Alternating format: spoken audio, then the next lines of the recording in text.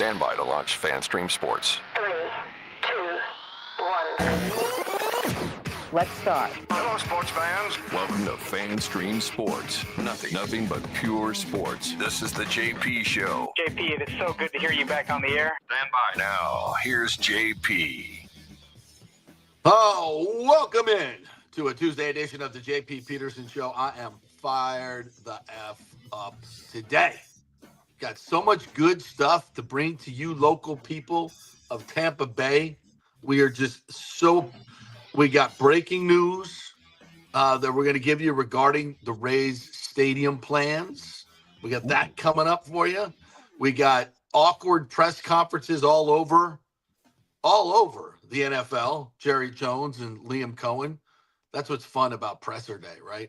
We're biting kneecaps. You never know what's going to happen. So awesome. TJ Rives is going to join us as we talk about the OC search and what went down last week at One Buck Place. We're also going to talk about Junior Caminero of the Rays. We got so much good stuff. What else? Brian Bradley's going to join us from Morning Skate as the Bolts are back home now for 5. They got Chicago tonight. So lots of good stuff to get through. Good morning to you, Tim Ham, at our DSP affiliate in Dallas. And cold and cloudy, and it looks a lot colder outside than it really is here in North Dallas at the FanStream Sports Studios. But good morning, Tampa. Good morning, St. Pete. Good morning, all of Tampa Bay. I hope the weather's better there. It's beautiful. It's absolutely. This is our season, baby. You know, the cold snap is over, so now it's like 60s and 70s and sunshine, no humidity. Oh, perfect weather. And all the big events are coming up, our outdoor events, the Grand Prix, the Valspar, spring training is coming. Oh, yeah. So I priced first class tickets, plane tickets out for the Grand Prix. Yes. And it was only right at about $2,000 for 2.5 hours. Of course, flight. at FanStream Sports, we only fly first class, as you know.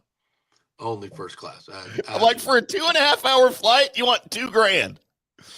Is that what it is? For first class, yeah. Wow. I guess you got money to burn. Why not, right? Like a regular ticket was like $300, but like round trip. Well, we'll see you soon. All right, let's get into this. I want to get to the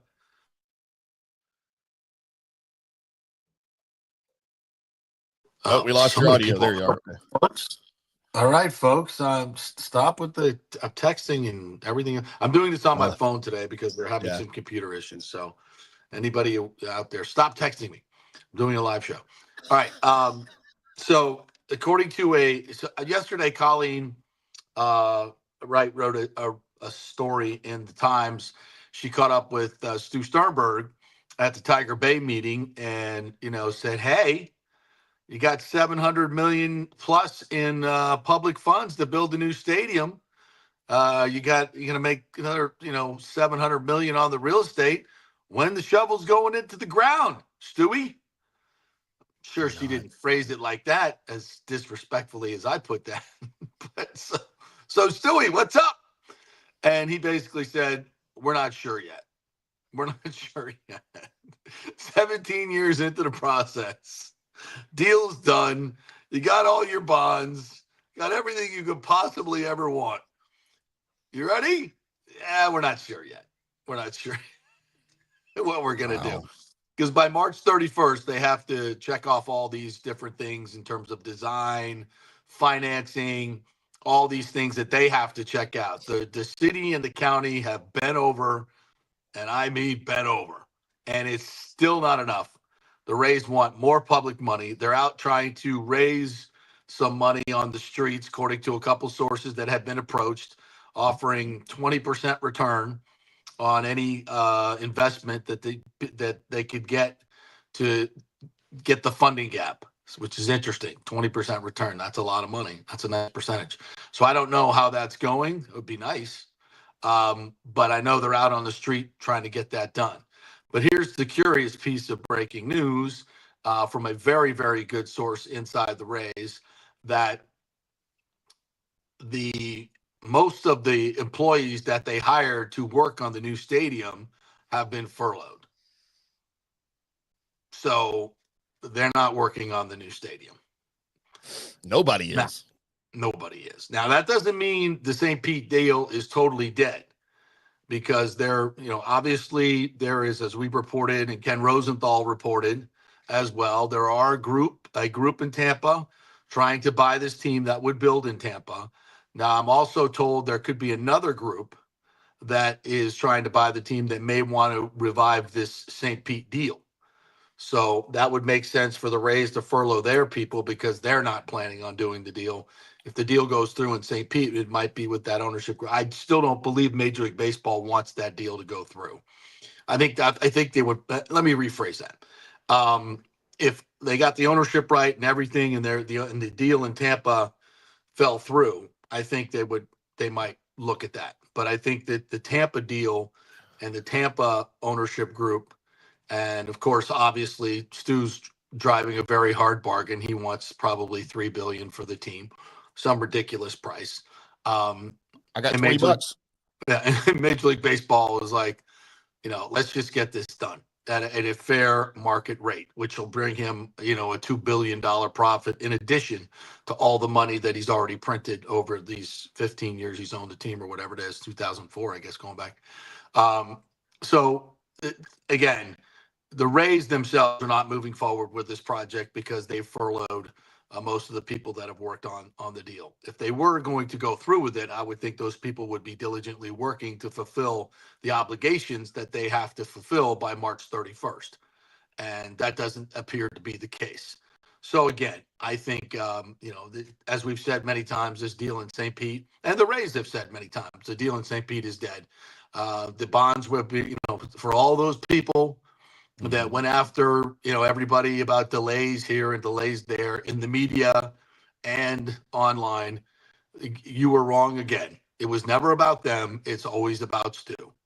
So let me ask you this, JP. Why would a new ownership group that's coming in be interested in building in St. Pete? What would that motivation be?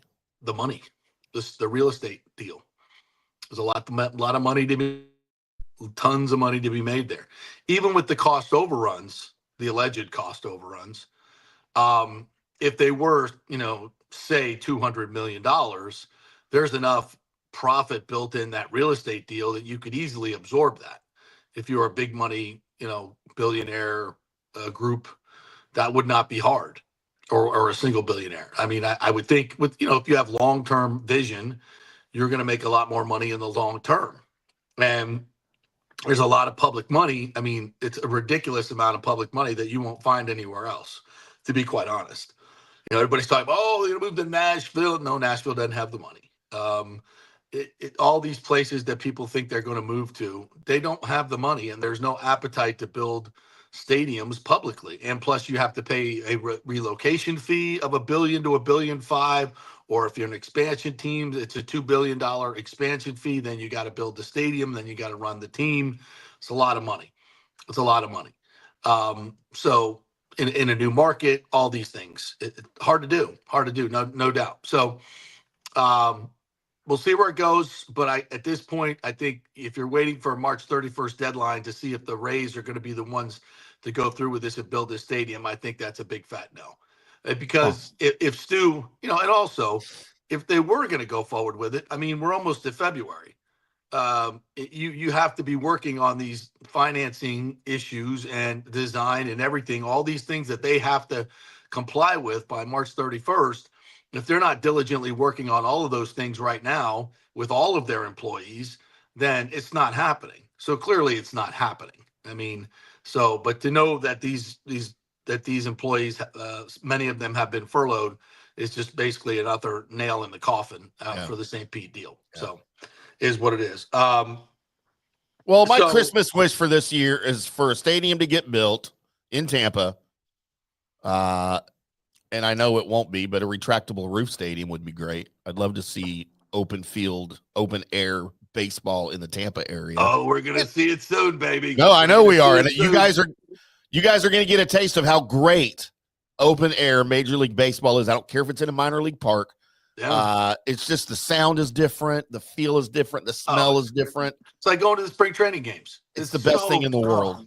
And I want Tampa to have that full time after 2026, after 2027. at least the option for it with a retractable roof stadium. I want it to be in Tampa. I have no dog in this fight. I just think from what I've seen from the outside, that's the best thing for the city, and it would benefit longer the city and the entire area, not just the city. There's something magical about a well-manicured green grass field and the dirt. It just because it brings us back to Louis Chesney disagrees with me. Retractable roofs are for wussy. I listen. I don't care. I'll take an outdoor field over a totally closed indoor field. I know, and I just for baseball, for me, I know. I went to a game on July 4th in Atlanta at night. Yeah, it was kind of hot, but I wasn't like, oh my God, I can't breathe, I'm gonna die. No, I just mean from a fan experience and having grown up in North Texas and lived in North Texas and had no option for indoor baseball. All we had was outdoor baseball from 1972 until 2020 when they opened the new ballpark here. By the way, we've had 3 ballparks in that time here in Dallas. Yes, you have. And I've been in August at the ballpark in Arlington. I tried to take my little kids to a baseball game in the middle of the summer when it was 104 degrees. It's not fun. Yeah, it's true. I get it. But whatever. Well, I'll take anything in Tampa at this point. Yeah. I'll take anything. Just give me. But Agreed. There's ways. But by the way, there are ways to grow grass indoors. Yeah, there are now. So hopefully we can get that done, or a retractable roof, or however, a translucent roof, whatever you want to do. Yeah. Just make it happen. But I love the green grass. We're going to experience that this year, and it's going to be spectacular. Just going to be absolutely spectacular. I'm coming to some games this year, JP. I've said that. I'm on record. I'm coming out to some games this year. All right. Tell Gerber to get the expense card ready. The black card ready. Let's go. I'm not flying first class. On to Liam Cohen here. Interesting day yesterday, and TJ Rives is going to join us here in a little bit. I watching the press conference. It was awkward to say the least. He did not come across as authentic. He did not come across as it just to me it kind of fell flat. Now, the press conference doesn't mean jack shiz. It really doesn't. It's about winning football games, and that's all it's about. Go out and improve the team. We'll see where it's at. Right. But we have a couple of sound bites, and we'll start off with the one where he was asked, I think it was the first question, about his departure from Tampa, his slithering out of Tampa. And here's that piece. Which one is it? Is it the presser at the table? The presser one, the long one. Just briefly go over last week, a lot of reports that you were going to stay in Tampa for a substantial pay raise. Then you changed your mind, decided to interview here. Could you talk a little bit about what made you change your mind? And was there any, in any way, any misgivings in your mind about changing your mind, not about pursuing a head coaching opportunity? Thank you, Gene. Look, the opportunity to coach in Tampa was a phenomenal one, to get my feet wet in the NFL as the offensive coordinator, and I thank them so much for that opportunity. As you continue to do more research and gaining more information as you go, it started to become, more clear with every hour that this was an opportunity that you just can't pass up. Wow. For so many different reasons. And you ultimately want to do truly what's best for you and your family. And that's what this came down to. I will always love and remember those guys in Tampa. My players, those guys, love them to death. But this is an opportunity to also go and do it with some new guys, right? And to go reach and touch people, because that's what coaching and teaching is. And that's what this opportunity is all about. And extremely thankful for that. But head forward, head and eyes up, and we're moving forward.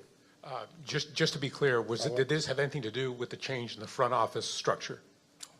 This was completely about an opportunity to work for an owner and Avoid the question. People with a group of players that needed some help. And that's what coaching is, right? That's what coaching is all about, is trying to go help people and be around people. So, no, that was not the factor. Okay. Huh. That's a lie. Just avoid the question altogether, right? I mean, that's Which I mean, honestly, I get it. Yeah. What are you going to say? Yeah, I wouldn't come in here until he was fired.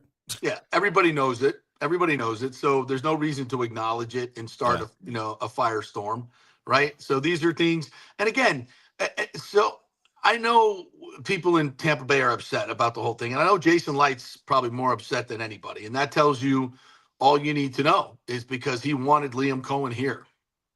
They wanted to, as I've said many times, they wanted to keep the main chick and the side chick, but somebody came and got your side chick, and that's your fault. If you wanted to keep the side chick, you should have kept the side chick.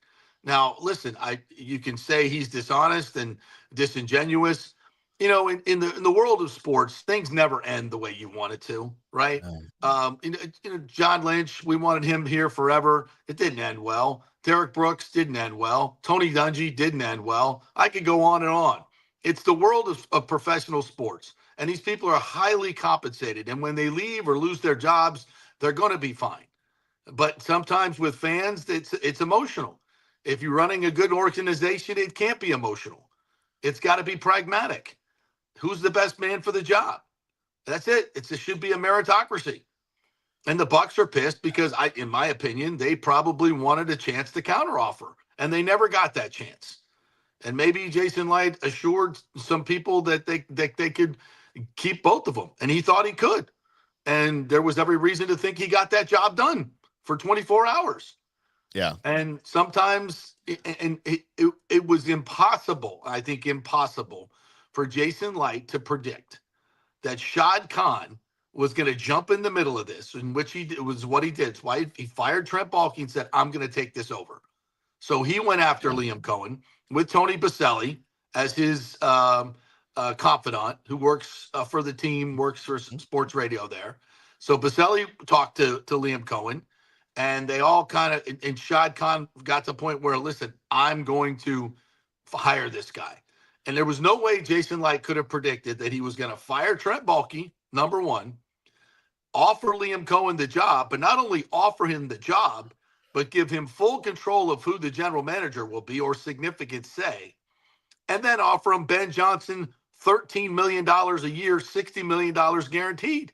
Right. I can tell you right now, Jason Light didn't see that coming because it's never been done before in the history of the NFL. Never. Honestly, I can't remember anything close. Except, I mean, you just don't, even especially in this day and age, you don't give one guy that much power, especially a guy who's never been a head coach, who a year ago was calling plays for Kentucky. Yep. Jason Light didn't see that coming. Nobody could have seen that coming. Nobody. We'll see. You know, and all I can say about this, and I tell you what, JP, I'm going to rank the head coaching hires this season, and I will have that for us later in the week, just based on what I see. Okay. All of the new head coaches that have been hired, I'm going to rank them based on what I see and what I think. Everyone's going to hate them, but it's my list. Do your own effing list if you don't like it. And we'll get into those later in the week. But you know, you mentioned the best man for the job. Who freaking knows any of that? You don't. This job is unlike any other in the corporate world. Yep. You go based on resumes, you go based on experience, you go based on, college and all of that stuff. In NFL coaching, that's all out the window because a lot of it's more about philosophy. If you agree with the philosophy of this coach, of his offense or defense, with the players, the roster that you have, does it match up well with what he wants to do? There's so many other variables. It has absolutely nothing to do with experience, unfortunately, and earning your stripes anymore as a guy that, look at Brian Schottenheimer, and we'll talk a little bit about him later in the show, I'm sure, with the Cowboys. Yeah. 25-year lifetime assistant. This guy was tabbed as a lifetime assistant. He was never going to get a head coaching job. Not a glamorous hire. Yeah, but look where he came from. Look at his dad, one of the greatest NFL coaches ever to never win a Super Bowl.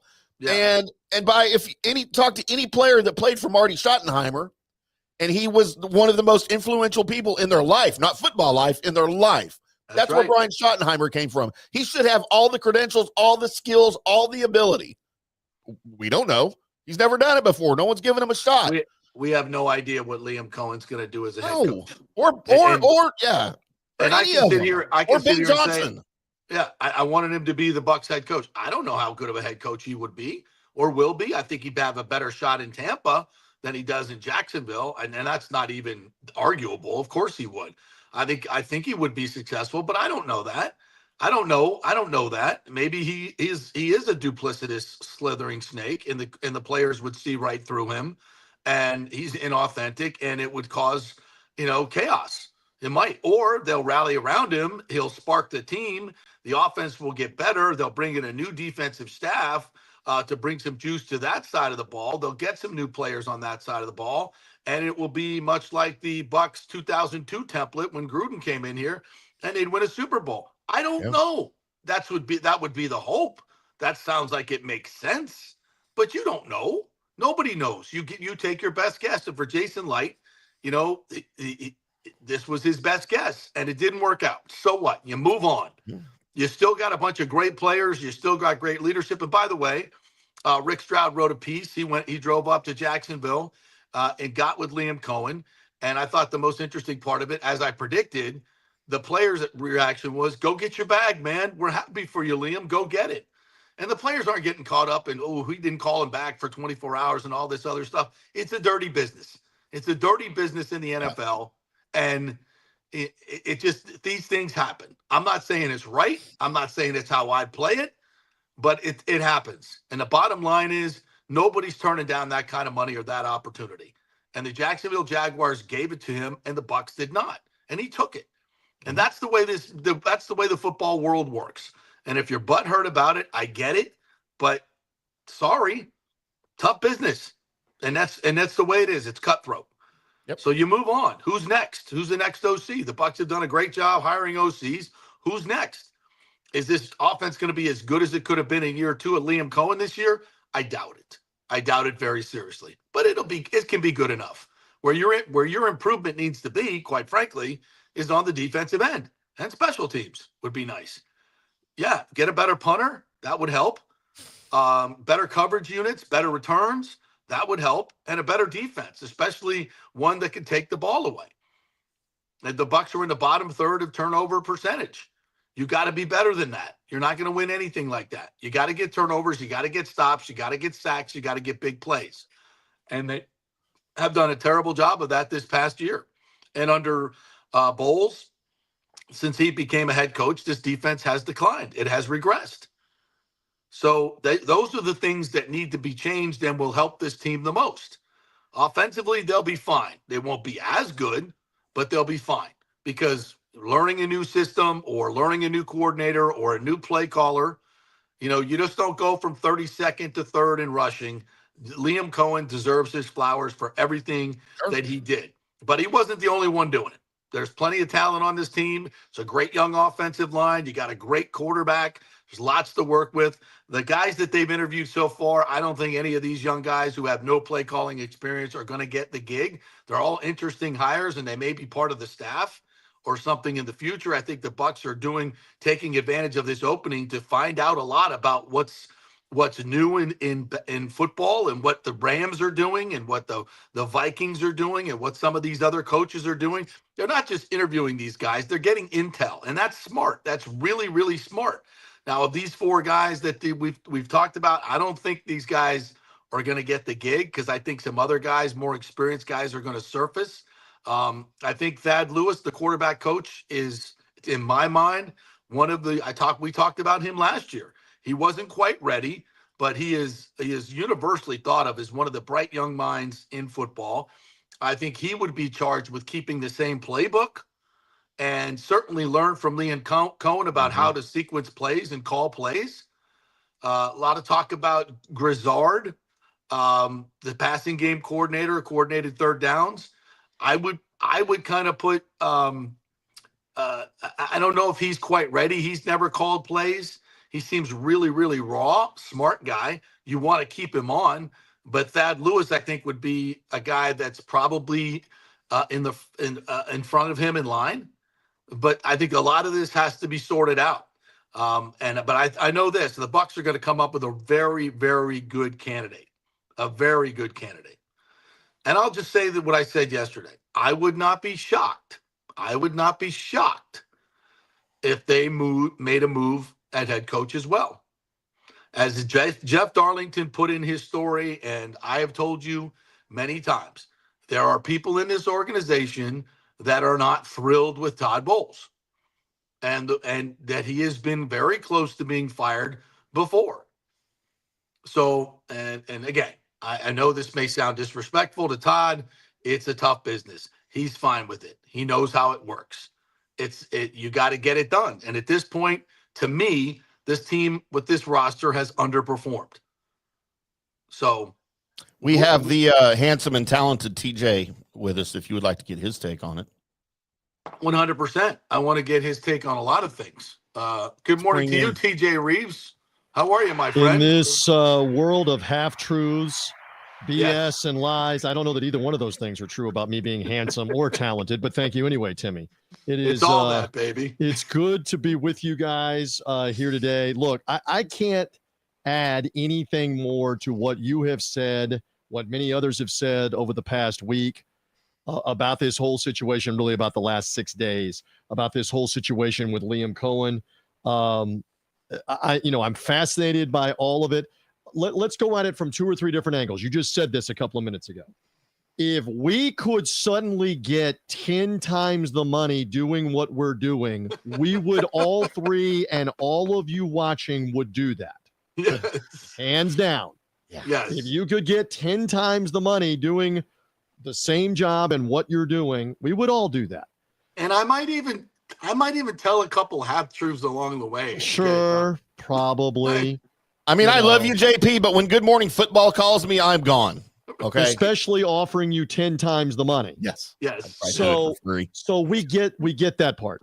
And again, I echo everything you've been saying and others have been saying. It's how it was done here. Right. How you handled yourself. The pure comedy of him standing and talking about honesty and looking yourself in the mirror and all, later. Yes. And all of that yesterday.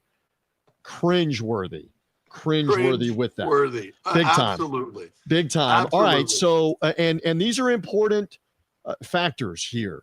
He left the comfortable situation where he was going to succeed, guaranteed in the second year as the Buccaneer offensive coordinator to go grab this opportunity.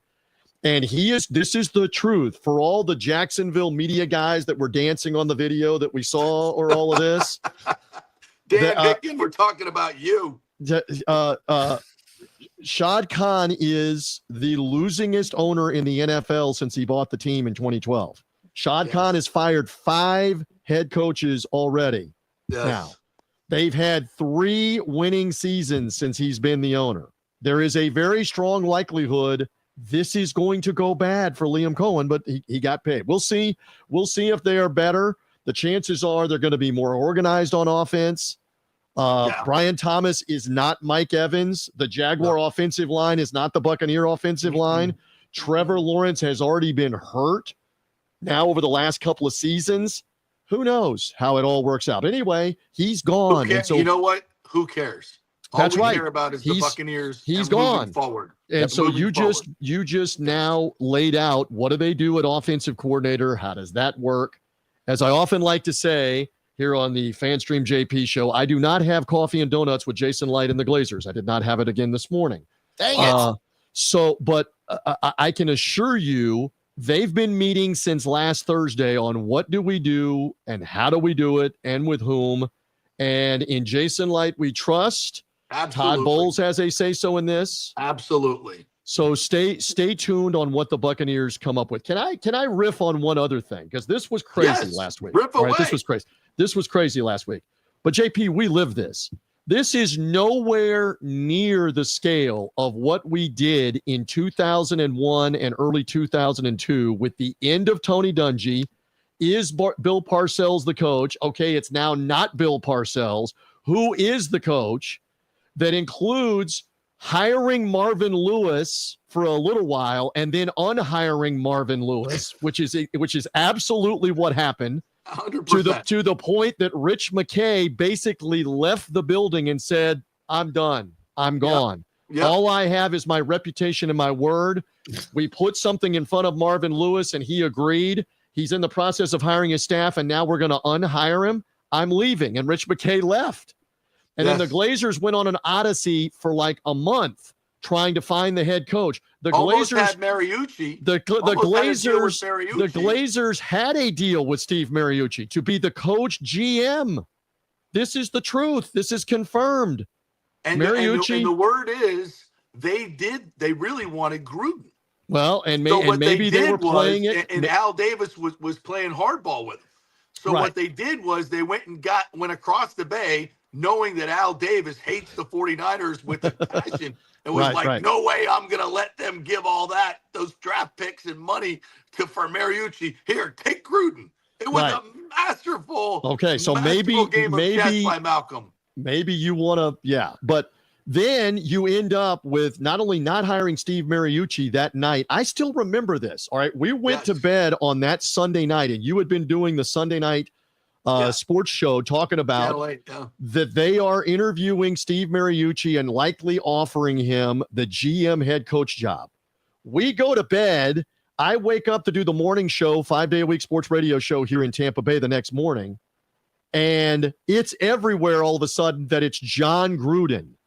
The reports are out that it's John Gruden from in the middle of the night. As crazy as anything you could imagine, that came. And then you find out it's 2 number ones, 2 number twos, and $8 million in a trade in the middle of the night. Gruden, this is the truth. Gruden had been at the Golden State Warriors basketball game. He comes home and he thinks it's a prank. When Bob Lamont, his agent, is calling him, he thinks he's pranking him and he hangs up on him. And all of this went on in the middle of the night, including John Gruden and Cindy Gruden. This has confirmed the truth. Have to get out the Christmas gift fax machine that they've never used before out of the box and learn how to use the fax machine. Because the contract offer, the MOU, the memo of understanding, is going to come over the fax machine in the middle of the night to their house. And they are literally sitting in the living room with the box open and the instructions out. Gruden confirmed this on the fax machine. And sure enough, a contract offer, the boilerplate, here's the job, here's the responsibility, comes on stationery of the Beverly Wilshire Hotel. Gruden still has the stationery that it came on, signed by Joel Glazer on a fax machine that they had never opened before. Was it the curly paper fax machine or was it the plain paper fax machine? It could be the old, the sheen on it and it would roll up and curl. Remember that? Of course, Okay. I say all of that diatribe to say, that was, JP, back me up. That was 10 times crazier than last Wednesday and Thursday. You want to talk about people ghosting each other and telling lies and all this other stuff. I might have mentioned it involved standard operating procedure. Yes, but it might have involved Tony Dungy, Hall of Fame, Bill Parcells, Hall of Fame, Steve Mariucci, big-time NFL coach, and John Gruden, eventual Super Bowl winning coach. They're all involved. Right. And Marvin Lewis, by the way, is involved. And it's Rick laid out. And the Glazers. I mean, this is the who's who of the NFL. Yes, and this played out over like 8 weeks, JP, not 2 days. Yeah, I know. Like late December until February, as you remember. Yes. And it sounds like the Cowboy saga that we lived through in the early 90s when Jerry and Jimmy got divorced. And the next day, we're doing we're going live from the press conference at what is now the Waterside Marriott, I believe. Right. And John Gruden's up there talking about Mark Allstott. I love Mark Allstott. Right. And we're looking around going, he doesn't know that it's Mike Allstott. It's okay.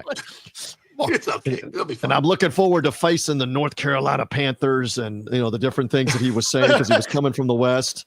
It was probably had about an hour's sleep. I mean, it was a bizarre time during all of that for 7 or 8 weeks.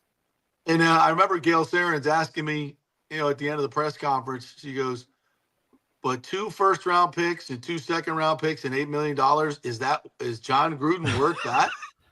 And I said, nope, unless he wins a Super Bowl. Correct. Unless he wins a Super Bowl. And anything short of a Super Bowl, sure, and it's not worth it. Because and could you have ever scripted 11 months later he would be winning that Super Bowl against his old team, the then Oakland Raiders? Yeah, nobody would. Crazy with Bill surreal. Callahan as their head coach. Yeah.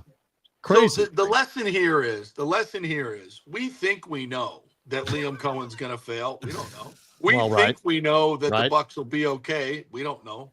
Right. We think we know a lot of things. We don't know shit.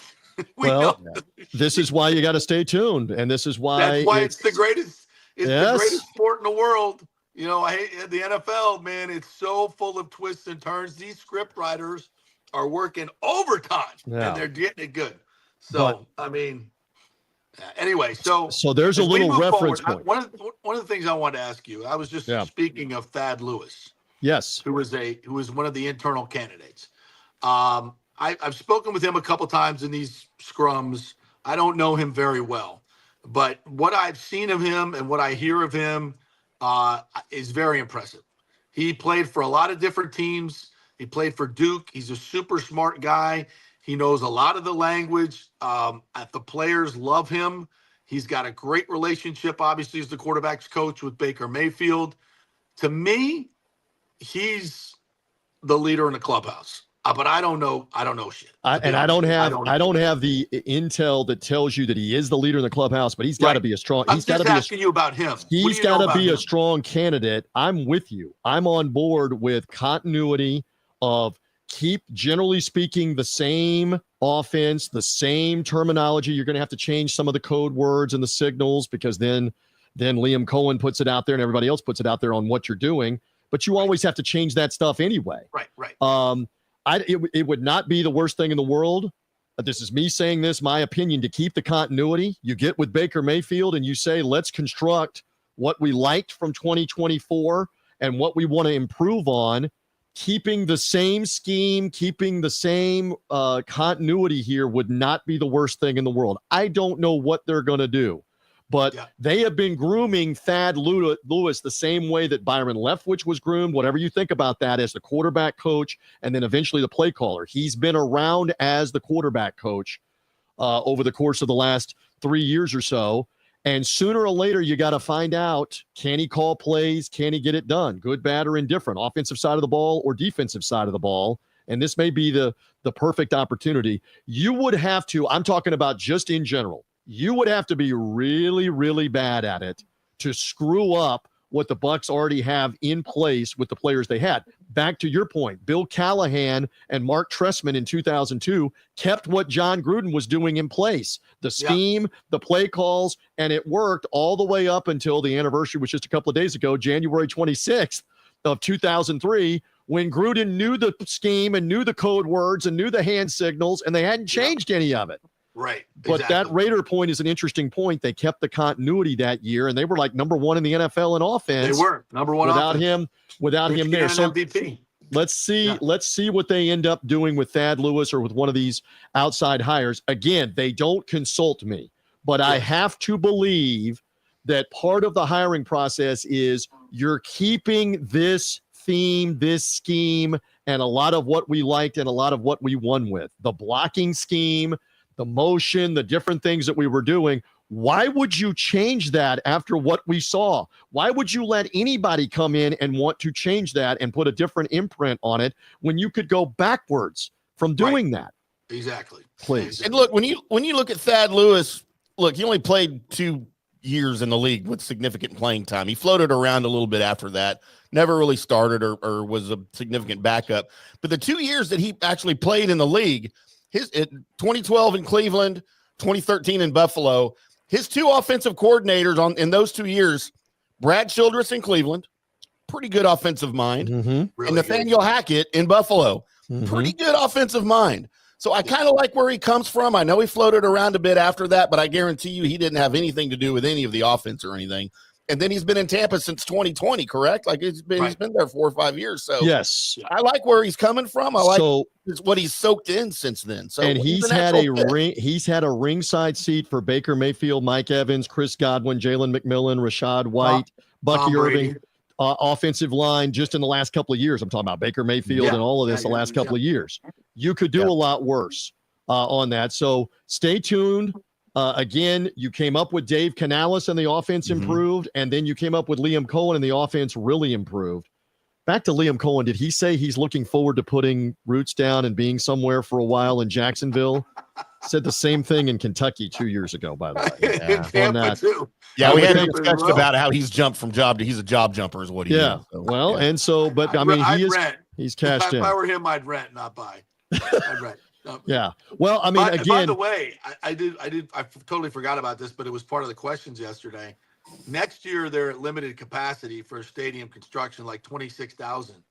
And the year after that, they have no home games. Have they decided where they're going to play? They're going to play in the rumors are they're going to play in Gainesville. They're going to play in Orlando. Maybe they'll play 4 games in England. They already played 2 in England. Maybe they'll play 4 in England. Who knows? But not exactly a recipe for stability and success. Let's just put it that way. Especially if you start losing and we have a new stadium looming and you're no longer the flavor of the month. Right. We'll Which see. happens fast in this league. Of course it does.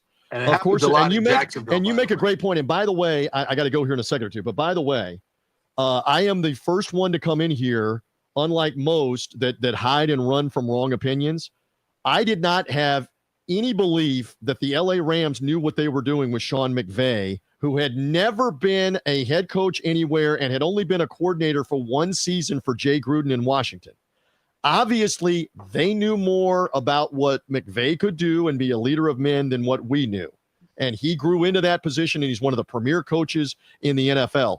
I was wrong about that one. And look at the tree of Gruden's coordinators that have gone on to be head coaches, etc. Sooner or later, the point is you got to give a guy an opportunity to go call the plays and or be the coach to find out.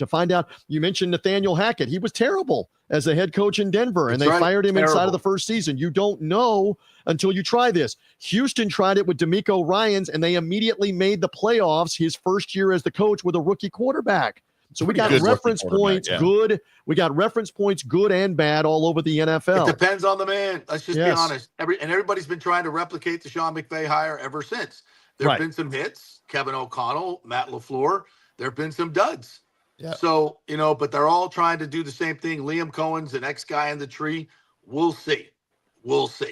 But all I know is in Jason Light, we trust. Come up with a new coordinator, whomever it is. I'm going to roll with 6 and with 13 and number 7, Bucky, and number 1, Rashad White. And I'm going to leave my numbers out. 15, McMillan, 14, Godwin, 88, Otten, 87, Durham, that offensive line. I'll roll with those guys. Even if Tim Ham's calling the plays, I got confidence in you, Timmy. If you got to come call the plays, I got confidence in you, brother. That's a language I do not understand.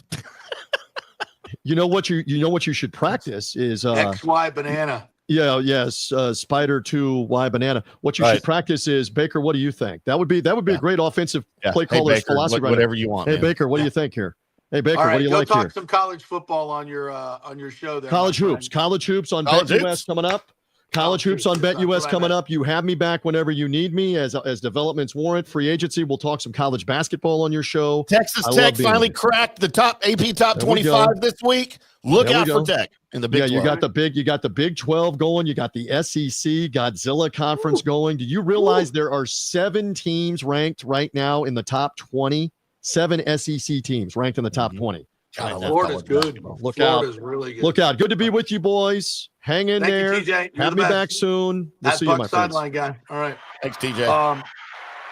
I think continuity is king in this league.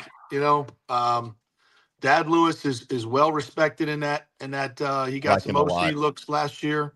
I think he's a great pick. Again, where better for him to start his OC career than in Tampa. Now there are other people out there that have called plays in this league that have been successful. Some that have been fired, but doesn't mean they're not good coordinators. Sometimes you run out of players, and it's hard to call plays when you got no offensive line. It looks really bad, right? Yeah. So there are others. I think Cliff Kingsbury is a very interesting name. It's a very interesting name. I don't. He was there at Texas Tech. But isn't there some history with Baker and Cliff? Yeah, they were at Tech together. Yeah. So it didn't end well, correct? On Baker's part. Well, Baker lost the starting job to Patrick Mahomes, and he didn't like that, so he transferred to Oklahoma. So maybe there's not bad blood between the I don't two. think it's bad blood. No, Yeah. I mean, that's if you're going to lose your job. it's just the business of part of it, right? I mean, Yeah. and he was a walk-on at Tech. It's not like he was recruited or anything like Right. that. He was a walk-on at Tech, and he lost to a guy that they heavily recruited who was Turned better out than to him. be okay. Yeah, he's a little bit better than him. About to play in his 5th Super Bowl. He's not even 30 yet. So He's so good. He's so good. I was watching some of the highlights of the game and just marveling. And that's where I'm going to be the next 2 weeks. I'm not going to be in there. I'm tired of watching Pat Mahomes. You know why? Because I'm not. no, I'm not at all. You know, do I have a soft spot for? No, I don't have a soft spot. For Gotta the hope Eagles they at all. roll the Eagles. I like Saquon Barkley because he got me at least second place in my fantasy team this year. So I got a little affinity for him, and I like him as a dude. Where would that team be without Saquon Barkley, by the way, the Eagles? They'd be the Giants. Did you see? I don't know if this was on purpose, but did you see on Sunday night they lit up the Empire State Building In New Philadelphia York. Eagle green? Yes, that's so stupid. I hate you, New York. I Wh- already whose idea- hated you. I hate you even more Whose now. idea was that? Somebody should have got fired. Somebody played a prank. Somebody The needs dude to that get takes care of fired. the colors on the Empire State Building is an Eagles fan. So Who knew? stupid. Who knew? Idiots. I guarantee you, look, we have buildings in downtown Dallas that we can do that too, also. You know, Yeah. that we can put the whatever colors. That would never happen in Dallas. For Troy Aikman could be quarterback of the Eagles and go into the Super Bowl, and we would never put stupid Eagles green on our buildings in downtown Dallas. It would never happen. You're a Giants fan walking around? Oh, F that, man. F What is that? Is that Eagle green on my Empire State Building? Oh, my God. We got All right, Brian well, thank- Bradley up on deck if we're going to take a break or whatever we need to do. Yeah, we got to take a break. Is he on the – is he in the he's house? he's in the room ready to go. All right. Do we need to take a break or just hit him? Well, we haven't taken one yet, so whatever you want to do. Let's take a quick break. Jeeves Law Group, we love you. If you get in an accident, you know the JEEVES lawgroup.com. Those are the folks you got to call.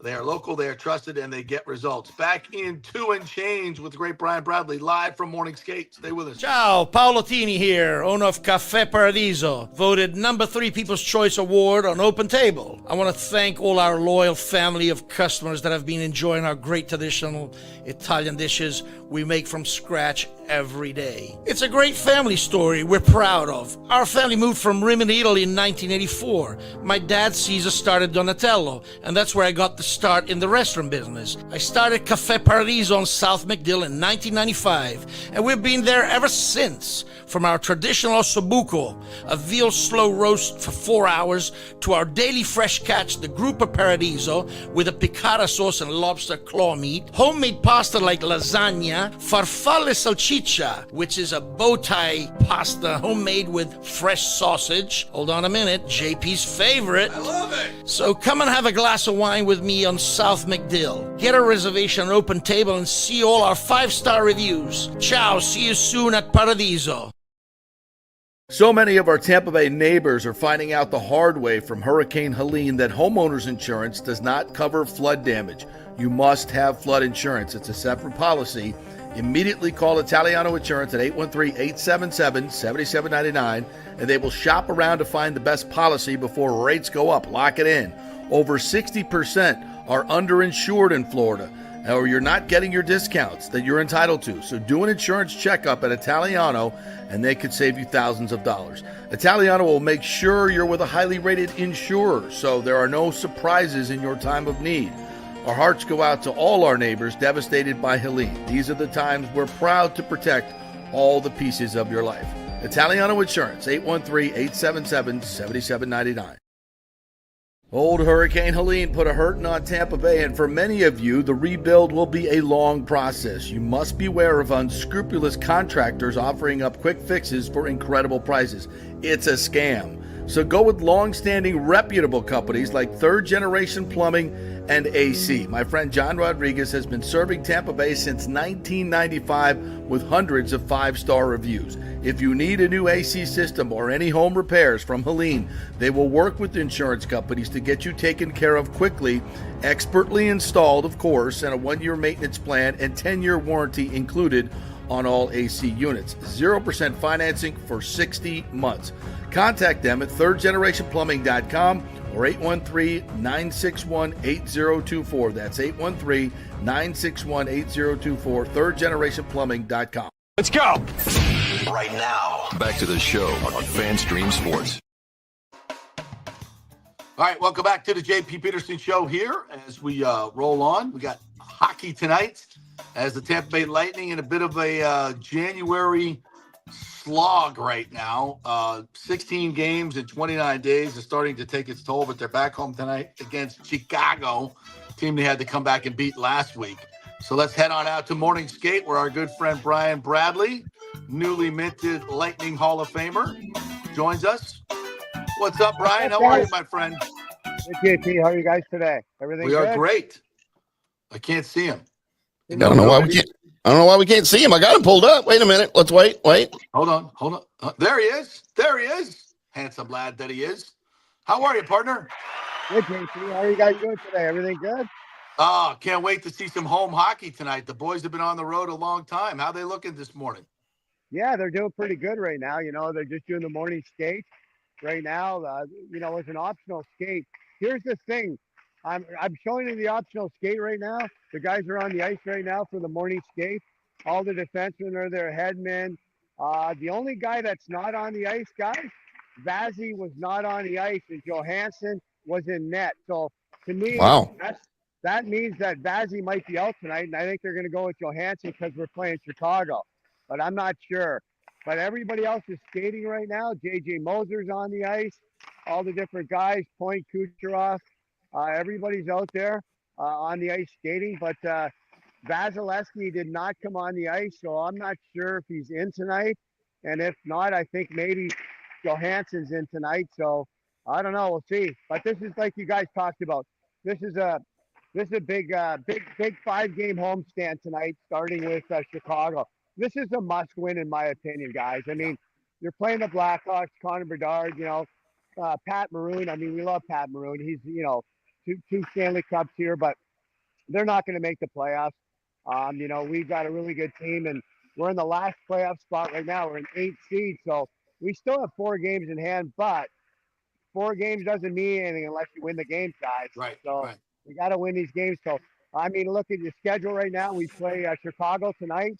We play LA on Thursday, Saturday the Islanders, and then next week's big because in 3rd place right now we play 2 home games back-to-back against Ottawa.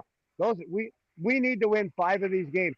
4 to 5 I can accept. Anything less than 4 to 5 is unacceptable. The Blackhawks have lost 3 in a row. They've lost 7 of 8. I get the impression this very easily could be a trap game at home for the Lightning. What do they have to do to avoid this? They need all the momentum they can get right now, especially when they get into some more division play because they're way behind everybody. What do they have to do to avoid this being a trap game, Brian? Well, they just got to go out there and play their game. I mean, even Detroit on Sunday, guys, I watched the game. Chicago was a good comeback win. I thought against Chicago we played average until the last maybe period and a half. The guys turned it up to a different level. But tonight's game, we have to be ready to rock and roll. I mean, you know what? Detroit, I thought we played well. We lost 2-0 to Detroit, got shut out. But, I mean, I thought we were the better team in the game. The shots on goal were lopsided in our favor, but it didn't happen. Their goalie played really well. We missed, Cirelli, Hedman. A couple guys missed empty net goals. I mean, they should have been in. But at the end of the day, we're at home now. The guys have been back since Saturday night late. It's Tuesday. They're not going on the road for another, week and a half. So they're going to be here. They got their family. The weather's nice. So you know what?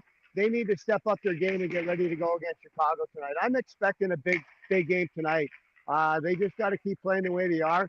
So we need to come out here and, throw a 5-6-1 win against Chicago tonight. Love it. Brian, when I watched the road trip, I thought the Lightning played well. And Julien Brisebois yesterday in his midseason media availability basically pointed out what we've been talking about. You look at the Lightning are the highest scoring team in the league. Goals against, I think they're 9th. Power play is 3rd in the league. Penalty kill is 9th in the league. 5-on-5 play is very good. All these metrics tell us that the Lightning should probably be in 2nd or 3rd place, but they're not. So I'm not panicking, but from what I saw, especially on the road trip, they just can't finish right now. I mean, you scored a gazillion goals in your career. There goes through times where you miss empty nets. It seems everybody's missing empty nets at the same time, and they're getting chances. They're just not finishing. So Yeah. maybe a good 6-goal game against Chicago is exactly what they need tonight. I agree, JP. I think all your points are valid. I mean, you know what? I think they've been playing well. I agree with Julian Breezeball. You know, obviously the general manager does a fantastic job each and every year, putting a great team on the ice for us to watch. But I mean, I thought halfway through Chicago they played outstanding, and then against Detroit we were the better team. Should have won the game. The goalie played well, but you know, at the end of the day, Vazzy kept us in. But it wasn't really Vazzy really just had to make a few saves. Their goalie was outstanding. And, you know, I think we made him look better than what he really is. That's the key. I don't think he played great. We made him look great. And, I mean, we could have won that game easily 4-5-2. So, you know what? It's over with. It's history. We got to look forward to Chicago tonight and can't get too far ahead with Los Angeles or the Islanders. They're all big games. And obviously Ottawa next week with the back-to-back at home. But tonight's game's big. We got to start, get our game. We got to play like we did on the road, get some guys scoring goals, get the fans involved, get everybody, ready to rock and roll. But like I said, I think we can win 5 of these games on the road. 4-5, I'll be happy with. Anything less than 4-5. 3-5 is unacceptable at this time of year. Mm-hmm. Brian, Emil Lilleberg suspended 2 games for a hit on JT Compher. I gotta say, I think it's the right call. He was a little late on the hit. It was a high hit. If it was a Lightning player, we'd be saying the same thing. So, but he's young. I love his aggressiveness. I love the fact that he'll drop the gloves whenever. So I think it's a good decision. But how does this fit tonight as far as the defenseman? How much will we miss Lilleberg for 2 games? Oh, yeah, Lilleberg's played outstanding. I think he's been a really solid addition. Stay-at-home defense. He's not going to put up points like Hedman. I don't know about J.J. Moser. He's on the ice skating, but I don't think he's ready to go right now. No. I don't know if Crozier's up here right now because I really didn't see who we have in the lineup. But, I mean, obviously he'll be missed. I mean, the league did probably make the right call, JP, like you talked about. At the end of the day, got to be held accountable for. I mean, you look at Connor McDavid from Edmonton Oilers. He got suspended 3 games for a cross-check to Connor Garland in Vancouver, and it was the right call. I mean, he cross-checked him across the face, and he deserved a 2 or 3 game suspension. So if the star player in the NHL like Connor McDavid can get suspended, then everybody can get suspended. Brian Bradley joining us from the Morning Skate. Hey, getting back to going into goal droughts. Did you ever do anything in your career, any superstitions when you were in a drought or missing nets to get, did you ever like kill a live chicken or sacrifice a duck or anything like that? Like, Whack. What did you do when you were in a slump? I usually just went out and played 36 holes of golf the next day. There you go. Yeah. No, you know what? Everybody's different, JP. I mean, you know what? Everybody, it doesn't matter when you play professional sports, everybody has a little OCD in them. Guys are superstitious. They might tape their stick from white to black, black to white. They might use a different stick. They might change their skates. They might change their gloves. They might put something in their gloves. They might have a pregame meal, which they usually have chicken and pasta. Maybe they change it up. They'll do whatever they can. And if they score 2 goals in that game, 110,000% they're doing the same thing in that game. What's the craziest thing you ever seen a guy do? I mean, the goalies are the worst, like Darren Poopa and different guys like that. I played with over my career, Mike Vernon in Calgary and, Kirk McLean. The goalies are superstitious. They're like, some guys that would go sit in the back room. I've seen guys go sit in back rooms with the lights off with a towel over their head, just like meditating. I mean, I don't know, what are they praying or what back there? But it's crazy what guys will do when things aren't going well.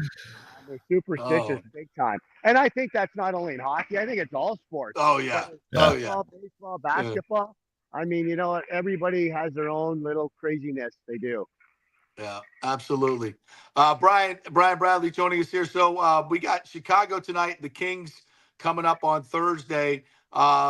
Just your thoughts on and is there any one part of the Lightning's game right now that they got to be better at?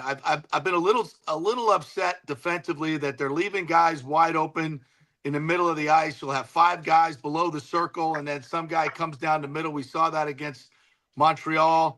What is it that they got to do better defensively to avoid those lapses? Well, they just got to know their positional play. I mean, I agree with some of your points, JT, because, I think a couple of times they've been caught with no one in front of the net.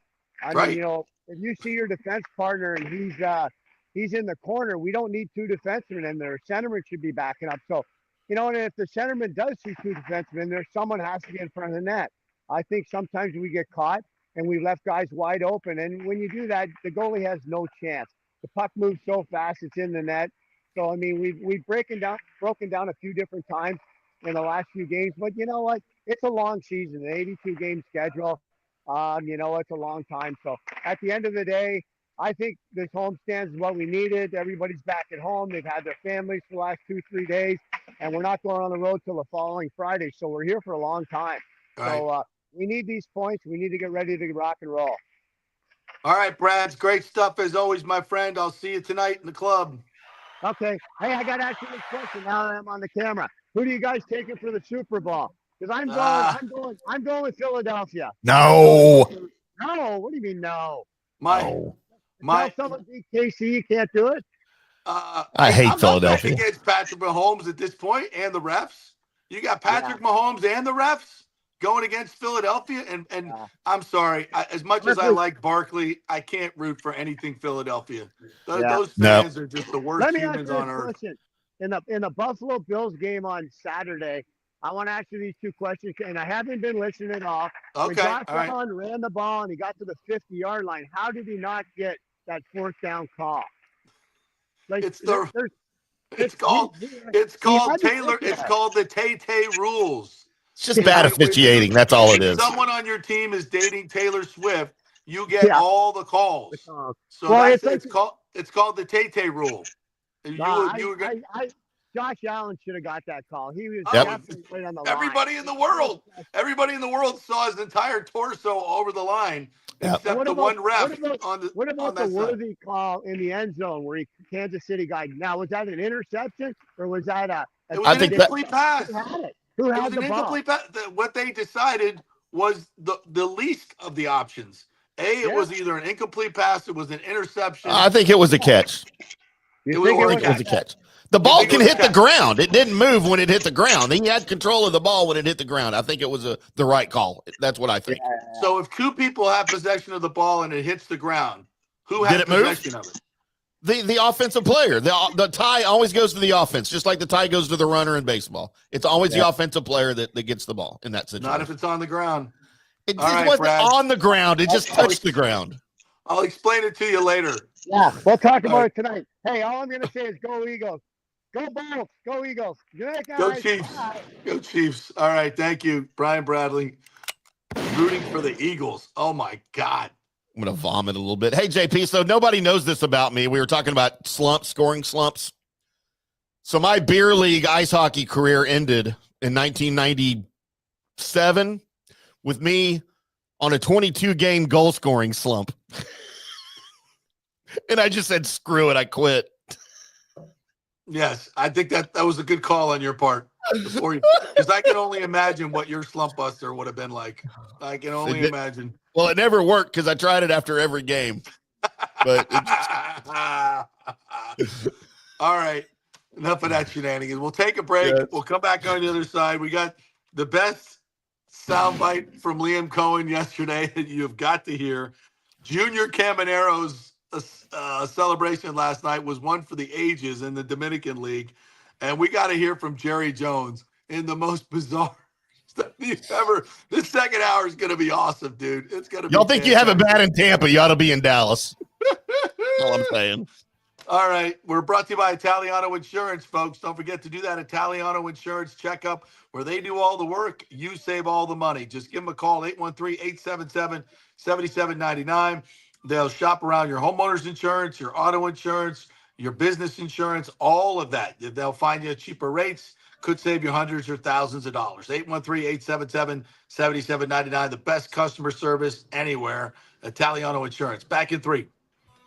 Hey, JP here for my concierge medical professional, Chris Lugo, PA. You've heard him on the show for a couple of years where he shares invaluable medical, nutritional, and supplement advice. With Chris, it's like having a medical provider as your best friend. What I love about this concierge service is the convenience and support he offers. I can text or call him 24/7 with any questions or concerns, and he'll promptly call in a prescription if needed. No office visits or copays required. It gives me peace of mind knowing I have someone genuinely invested in my health, not just focused on insurance profits. And the best part, the Bay Area Modern Medical Center's personal concierge service is more affordable than you might think. Don't let insurance companies dictate your health care. Take control of your health and wellness today. Visit BAMMC.com for more information and to schedule your initial free consultation. Empower yourself and take charge of your personal health with BAMMC.com. Hey guys, why not kick off 2025 by popping the question? Yes, and you know where to get that perfect engagement ring. It's the Gold and Diamond Source. The best prices, the best quality, and yes, get her a real diamond. You don't want to go with the fake stuff. And January's birthstone is garnet for all you FSU fans, right? Get 15% off all the unforgettable garnet jewelry at the Gold and Diamond Source. Also, discover Emilique by Emily Johnson Weintraub, a sleek and modern jewelry line that makes everyday gifts extraordinary. And don't forget, you have any unused gold? Turn it into cash or a stunning new piece. With gold prices soaring, there's no better time to trade up. You can do it all at the Gold and Diamond Source, 3800 Omerton Road, always online at thegoldendiamondsource.com. JP here for the Jeeves Law Group and my man Scott Jeeves. If you're going to hire an attorney, do you want some guy looking for a quick settlement and a quick buck, or do you want an attorney with some chops? Scott is a board-certified civil trial lawyer and a certified circuit court mediator. Been practicing in the Tampa Bay area for over 30 years. He is a peer-reviewed AV preeminent rated civil trial lawyer. They just don't hand out those classifications. He's been the lead class action counsel on many complex consumer protection cases and has handled hundreds of serious personal injury cases. He's dedicated his career to protecting injured victims and is committed to vigorously representing you. We're local, we're trusted, and we get results. Personal injury and personal attention. Call for a free case evaluation. That's 888-9-JEEVES. That's 888-9-JEEVES. The Jeeves Law Group. Let's go. Right now, back to the show on FanStream Sports. All right, welcome back to the JP Peterson Show, brought to you by Bay Area Modern Medical Center and Chris Lugo's Concierge Service. If you need a new primary care or need someone to be your advocate instead of your insurance company, because guess what? They don't care about your health. All they care about is making money. So put someone in charge of your health who will spend time with you, go over your blood work, develop a personal nutrition plan, a personal workout plan, a personal health plan to keep your immune system up in these dangerous times. There's a lot of crap going around. You want to be prepared. And Chris Lugo will help you with all of that with his concierge medicine service. Go ahead and give him a call. Go to BAMMC.com, set up a free consultation, and find out how it all works with concierge medicine. It's the only way to go. And these days, in my opinion, I do it. He's great. It's awesome. Just call him up and he'll send something into the pharmacy that you may or may not need at that particular time. So BAMMC.com is the way to go. All right, my friend. Do I have to live in Florida or over by him to give him a call or set up an appointment and then for him to help me out like over the teledoc thing? Yes. No, you do not need. He can do it from anywhere. Telemedicine's a beautiful thing these days because you can get vital signs with, certain. I don't know about you, but we have oxygen meter here. We have certain things that we can hook up to your phone. Yeah. And he can get your vital signs. You get your blood work done. You send it to him. He gets it. They'll send it to him, and then he'll go over that with you over a screen. It's not like the old days where they gotta bend over. They don't need to do that anymore. I miss those days. I bet you do. Hey, what'd you find up there this time? Using a whole fist there, Doc? I hope that's your hand. Great line from Fletch. Yes, absolutely. Yeah, no, you don't need to. So telemedicine's a great way to go. But what you need is an advocate. You need an advocate that's looking after you because seriously, these insurance companies are just like, get them in, write them a script, get them out. That's it. They're not asking about your sleep, what you're eating, what you're doing. It's just not the way it is anymore, unfortunately. So you need someone in your corner to let you know what's really going on and set up your healthcare. And you can work in conjunction with your insurance, send you to specialists, and well, there are lots of things that Chris can do for you. If one of the things we've had him talk about on the show is stem cells and going other places in Costa Rica and other places. He works with patients to get that done as well. So there's a lot of different things that he can do. And the old Western style of medicine that you grew up with, I grew up with, where you had a doctor that actually cared about you. Yeah. Those days are over. And that's why you need somebody like Chris Lugo, as your advocate and someone that you can just text or call anytime if there's something going on, and maybe you can nip it in the bud, and that's important. It's important. I mean, you call up now and try to get an appointment.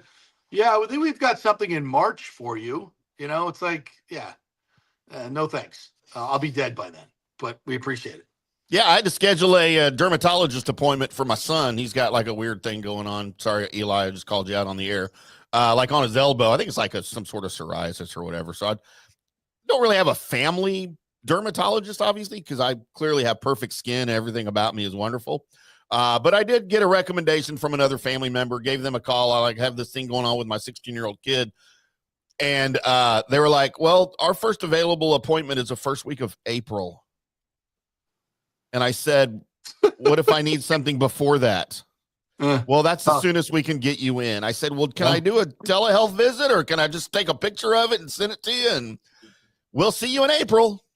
Yeah. Okay. Yeah. I mean, that's not okay. No, it's just not okay in any world. And I you don't know got what to do. Now I guess you could take him into urgent care. Yeah. If it's covered. Cost me $500. Yeah. Crazy. You want to do a little comments before we get to Jera? Let's do some comments. All right. You'll have to put them up though, because I'm limited here. We're used to that, JP. It's fine. We got you. Yeah, exactly. Bucs Basement at 10:03 says, my favorite part from the press conference was Cohen saying how much he values honesty. I guess much like a cheap whore, he doesn't think honesty goes both ways. Tell your man the Jags married a whore. Do we want to play the honesty clip right here? Can you do it now that I know we went the comments, but yeah, let's do it. And that's the one, him by himself, right? Yeah. That's really what this is going to come down to, is honesty. I want to surround ourselves with people that are going to be able to tell you hard truths, be able to show you your blind spots, because that's really, like I mentioned, where growth occurs, when you can truly be yourself and be honest with looking in the mirror, knowing that process to get you there was clean and it was right, and the results will speak for themselves. The process was clean and it was right. Wow. Now, listen, I know what he's talking about. He's talking about how you run your organization, and I agree with all that. But just juxtaposed to what you just did. Dude, he just made himself look so ridiculous. Yeah, Christopher Cole says, I watched the presser on YouTube, and Bucs fans were spamming the comments with the snake and laughing emojis. That's awesome. That is awesome. John Hill, by the way, John, I do always get all of the things that you send me on Facebook Messenger. I just don't always have time to reply, but thank you very much for sending me your comedy things on Facebook Messenger. But he says, Rays have 5 players in the top 100 prospect list. Highest is number 9, a shortstop. So maybe a bright Carson future Williams. there. Yeah, that's good. Xavier Isaac, Carson Williams, they've got some great players in the pipeline, but they're not ready yet. These hitters are not ready yet, and that's why you got to go get experienced hitters to pair with this amazing pitching staff you're going to have. Anybody in baseball would do the same thing unless you're the ridiculous Rays. But they did bring back Taylor Walls, a 180 hitter. Yeah, there you go. Bucs Basement says, by the way, it's pretty much confirmed at this point he lied about the kid, especially since Bucs and Jags fans tracked Khan's private jet, and that was at like 10 a.m. So he spent the whole day in Jacksonville, not with his kid at the doctor, which means the dude is a scumbag. I wish nothing but the worst for him, which, hey, he's the coach of the Jaguars. It doesn't get worse than that. Yeah, but, at this point, who cares, guys? Doesn't matter anymore. Who cares? Who cares? Yeah. If he's in Jacksonville now, however it happened, and he's not in Tampa, that's all that matters. And we're moving on. So just like we did with Canales.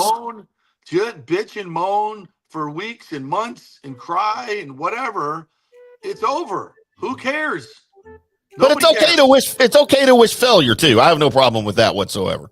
Oh yeah, fine. I do that all the absolutely. time. Yeah, that's fine. Now. Our first offering from Rick this morning. Hello, Rick. Is Stu working the intersection of Del Mabry and Kennedy asking for donations? We'll build a skate park with donations and a stadium.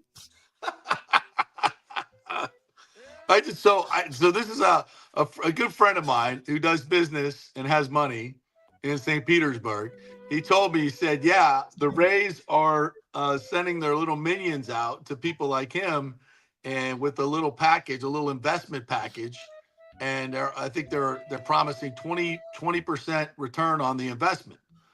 And I'm like, so is anybody who wants to get in business with this dude and give him money? He's like, nobody, nobody. Like, it all sounds good, but he's like coming from that dude, like, yeah, it's not worth what the print. So it's interesting to me that, they're doing their little thing, trying to get money. And I don't even know what that's about. He's not going to go through with the stadium. Maybe he thinks if he can hoodwink another 25 people into giving him, a few $1 million, he can get it done. But like, really, who wants to do business with that guy? Nobody cares. Yeah, nobody cares. Lewis Chesney, screw 1010 XL. Why? Come on, Rick Ballou's my man at 1010 XL. Why are you mad at that station? Because they're being a homer for their guy? Are they bad-mouthing the Bucs? Maybe they're bad-mouthing the Bucs over there. I don't know. I haven't listened. I think they're bad. They're probably bad-mouthing fans that are whining about how it got done. It's fair. I mean, and that's fair for them to do. We'd be doing the same thing in Tampa up there if the roles were reversed. Which is great. Let's get a rivalry going. Not that we play them all the time. It's not even in conference. Yeah. Yeah, it's just, we play them in the preseason. We've done that before.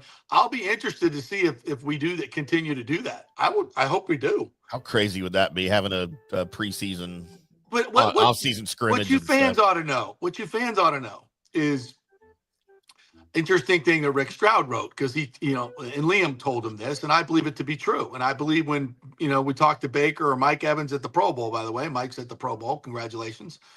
We talked to them this week at the Pro Bowl and asked them, I'm sure they're going to be like, hey, man, we're happy for him. Good for him. He got his money secured for his family. That's what these guys think about. This is what these guys think about. Oh, but what about the way he went about it? He's like, I'm sure Baker will be like, I don't know anything about that. I don't know anything, And he doesn't care. He doesn't care. They don't know. They don't care. It's just, and frankly, you guys shouldn't either, because he's not our problem anymore. And you know what? Even if it had gone down like Cohen and Baker had a conversation and Cohen said, dude, I ain't leaving. We're going to do this. We're going to run it back next year between me and you. I ain't going anywhere. And then he pulls this, Baker still wouldn't say anything. But he might be a little hurt on the inside, but he wouldn't say anything. But here's the deal.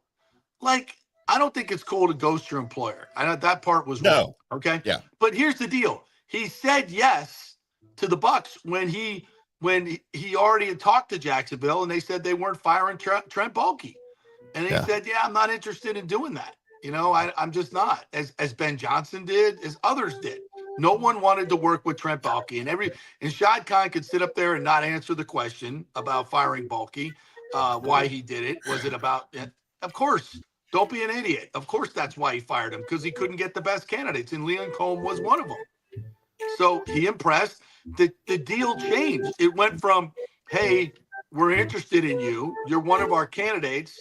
And him saying, man, I don't really want to work with Baalke, to, hey, we'll get rid of Baalke. We'll give you $13 million a year, $60 million guaranteed, and you can pick the GM.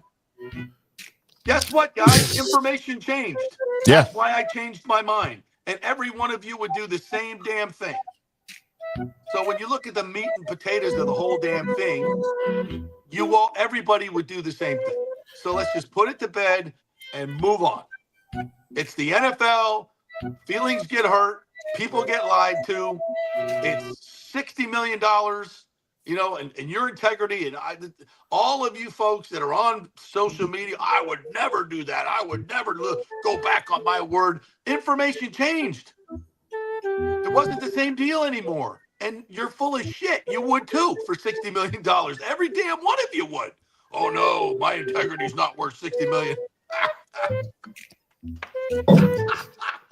It's dumb. Come on, man. It's dumb. Bucs Basement says Shad Khan is such a terrible owner. He's given the head coach who has zero experience, the head coach, the keys to his entire franchise and power over GM. That's not going to go wrong. I don't think it's a great idea. I agree with you, Bucs Basement. I do, but it's not my problem, and I don't care. I think you're right, 100%. No one's ever done that before. That's why I said Jason Light never saw this coming. But here's the other question I have for all you guys, because I know who you are and I know how you feel about Todd Bowles. If Liam Cohen would have become the head coach right after the season, if the Bucs would have gone to him and said, "Hey, you're no longer our side chick. We want you to run the whole show. You're the head coach now. Todd is going to move upstairs or is resigning or retiring. Okay? Yep. We're putting him in the Ring of Honor, whatever we want to do. But you're going to be the new head coach." And he was announced last week. Every one of you, every single one of you would be up Liam Cohen's ass saying he's the man. Here we go. Bucs winning the Super Bowl. Am I wrong? Oh, but he revealed himself as a snake. Oh, but there's the Bucs. Scott Reynolds reported that the Bucs feel like there were some signs during the year and they didn't want to make him the head coach. Funny how that came out afterwards. And I'm not doubting Scott's reporting at all. Yeah. What I'm saying is, we didn't hear any of that before this happened, did we? We heard he's the greatest thing since sliced bread. So let's keep it all in perspective, people. Let's keep it in perspective and move on. Who's the next OC? That's what I want to know. Lewis Chesney, again, we did this earlier. Retractable roofs are for wussies, and then he said the world is full of wussies. I will tell you this, Lewis. I think since last Monday, the world's about to be have a lot less wussies in it, in my opinion. But that's just me. Since last Monday, certainly the way things are run. And by the way, one of our good listeners here, Thomas Casper, shout out to you. He sent me this 2-page letter that has gone out to all federal agencies as to what the financial priorities are now in your agencies, and you were pausing any of the shenanigans that were going on with Green New Deal, transgenderism, all these other things that took priority over people actually doing their jobs. Some of these things are great initiatives. They just don't have a place in fire departments or military where we got to get shit done and life and death depends on it. All right, there's plenty of places to do social engineering. In my opinion, that's not one of them. So that being said, all the financing and all these other things that have been going on and money being given out for, frivolous purposes, that is all done and it's all on hold. And that includes FEMA. Yep. So if the city of St. Petersburg was counting on FEMA money to rebuild a baseball stadium for a billionaire who, by the way, had a Black Lives Matter logo on the back of the stadium for 5 years and that may still be there. If you think that there's FEMA money coming to rebuild that stadium that's going to be destroyed in 3 years, I got news for you. That ain't happening. Not under this administration. Not freaking happening. So that's another it's another death knell as far as the Braves ever playing in St. Pete again, in my opinion. James says, remember the superpowers you mentioned, JP Liam's is he lies with no issue whatsoever. James, I get it. He's a snake. We all get it. And Jason Light and the Glazers and everybody else on the Buccaneers has never told a lie in their life to get shit done. They've never told a half-truth. Everybody in the Todd Bowles is clean as the driven snow. Everybody in the NFL is super honest about everything they do at every moment except Liam Cohen. You're right. He's a bad guy. The only one in the NFL. Come Oh, on, God. dude. Come on. Let's just be. You're being a little naive here, people. And your butt hurt. Get over it. It's still fresh. Don't get over it. It's still fresh. Golly. That's why the people at 1010XL are laughing at you. Yeah. Come on. Nathan Elliott says Cohen could not keep eye contact and carefully worded every answer during his interview. I agree about the eye contact thing because you could tell he was nervous. I don't know that he carefully worded anything. The Duval thing? Did you see the Duval? Yes. When he did Duval. Like, oh, that's awkward. You think he even knows what that means? No. And the pandering, the early pandering like that never comes off right unless you're doing it as a total parody. And when you're trying to do it like, hey, I'm one of the guys, and I've been doing Duval all my life. Like, no. What are you doing? Like, don't do that. People know you just got there. Don't act like you've been there for 30 years. Drew Jetson says, damn, JP, you're spot on with the main chick, side chick analogy. Con is the new sugar daddy. I think that's one of the biggest problems here. For everybody that's outraged, they're outraged because they took your side chick that you really, really liked, and you were thinking about making your main. But the guy with the curly mustache came up and waved that money. And Sugar Daddy Khan got his girl. But, side chicks are a side chick for a reason, too. So we'll find out. Rick says Tampa lost their side piece to Chaka Khan. Okay, look, that is doing a disservice to the great 71-year-old Chaka Khan, number one. Chaka Khan. What does she have to do with this? Jags will be Miami Dolphins North, hot start in September, October, and fizzle out. I don't think they're going to have a hot start in September. I don't think they're going to do very well at all because I don't think Trevor Lawrence is a good quarterback. Yeah, I think you're right. Bucs Basement, JP Shad Khan is a terrible owner and desperate, giving a person who has no idea what to do as a head coach all this power. It's going to end terribly. No more from him. I can't. I love you, Bucs Basement, but we get it. Bucs Basement. I'm just kidding. Let's see. Let's find some positive comments here. Here's one from James. Talk about the positivity of the Bucs moving forward with all the great talent that they have and able to fix their defense. Nobody wants to talk about that. James says, "I hope Bucs hire from within." Well, that's good. I like there you that, go. James. Yeah, Thad Lewis. I like Thad Lewis. James also said, I'm not giving Bowles a pass, but I'm not going to disrespect him. If players didn't have the utmost respect for him, this team would have given up at 4-6. I'm giving Bowles another year to fix the D. All right, fair enough. Yeah, fair enough. Apparently so is in game management. And apparently so is Jason Light. He's giving him a year to fix the D. So we'll see what happens. We're not even to the Super Bowl yet, partner. JP Michael Sorgel. Hello, Michael. Welcome to the show this morning. How huge would it be if Gruden came back and won a Super Bowl as OC? Well, he's not going to leave Barstool Sports to be an OC. I can tell you that right now. How much is he making at Barstool? Do we know? Let's see if Google knows. I bet he's making a lot because they got a lot of money to spend. Portnoy wants some buddies. Pay for my buddies.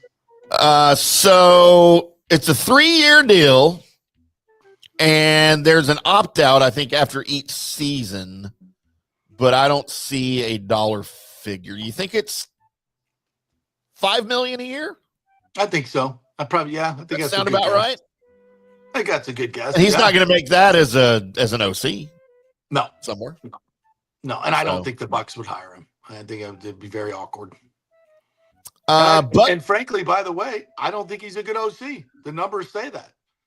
He's not. His offenses have typically been very low ranked. Yeah. Very similar numbers, by the way, as an OC to Brian Schottenheimer. We'll get into that in a minute. Buck Tower, the definitive history of the Bucs. Super Bowl 37, and I was there. Super Bowl 37, and I was there.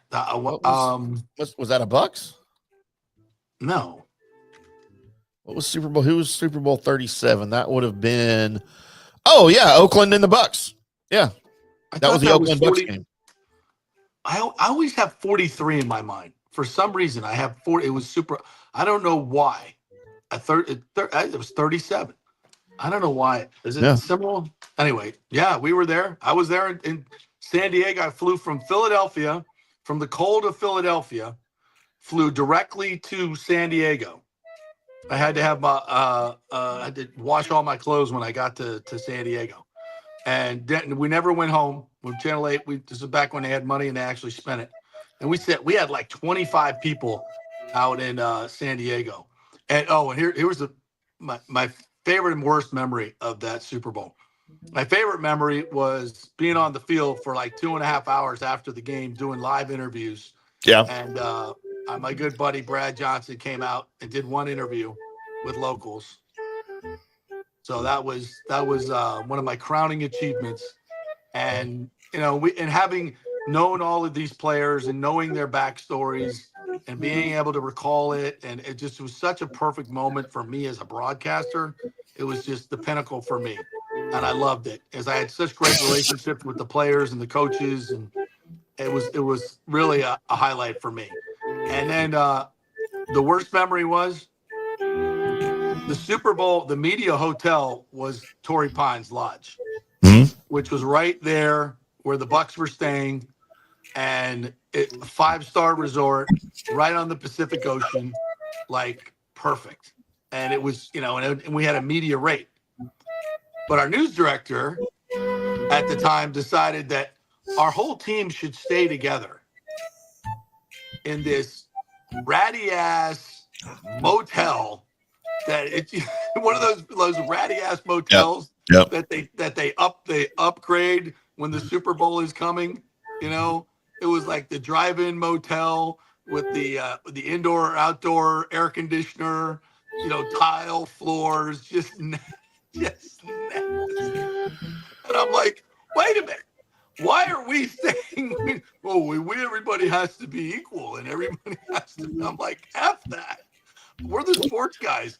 We can get it. Our room would probably be cheap, but we got the cheap media rate at the 5-star. But they didn't want somebody else to be staying where the rest of the people were.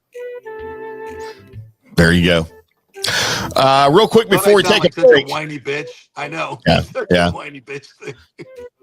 Real quick before our final break, Rick says, Tim, you're incorrect. That slump busting did indeed work. Unfortunately, you were their slump buster. That is true, but what I failed to mention is in the 9 games before that 21-game scoreless streak for me, or goalless streak, I did have some points. I did offer some assists.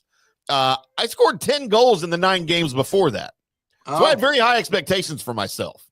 So that's why I call it a slump. I think I had like 10 assists in that 21 games or whatever, but yeah, I just couldn't freaking score. And then Michael LaRue says, speaking of bad owners, what are the Cowboys doing, Tim? It's funny that you should ask that because I believe we're going to get into that. You want to take our final break, JP, to get into that on the other side? Yes, let's come back and listen to the great Jerry Jones with some of the greatest quotes in head coach history, head coach press conference history. So bad. I just love it. I love it for the Cowboys. All right, we're brought to you by the great folks at the Gold and Diamond Source. It's a great time to pop the question in 2025. Great round number, right, that year. So get on down to the Gold and Diamond Source. Great customer service. They will not try to pressure you into spending more than you want to spend, but they will find you a perfect diamond. They have 0% interest from 3 to 5 years. So you can put it on layaway, so to speak, and pay for it over time and get a really, really nice ring for a $5,000 expenditure. It's only $80 a month. So go to the Gold and Diamond Source, get the great, and you know what you're getting, by the way. 40 years of business. They're not going to cheat you like some of these other places that'll sell you fake diamonds and tell you they're real. That happens all the time, especially on the internet. Do not buy a diamond on the internet. It's the Gold and Diamond Source, 3800 Almerton Road. Back in 3. Old Hurricane Helene put a hurting on Tampa Bay, and for many of you, the rebuild will be a long process. You must beware of unscrupulous contractors offering up quick fixes for incredible prices.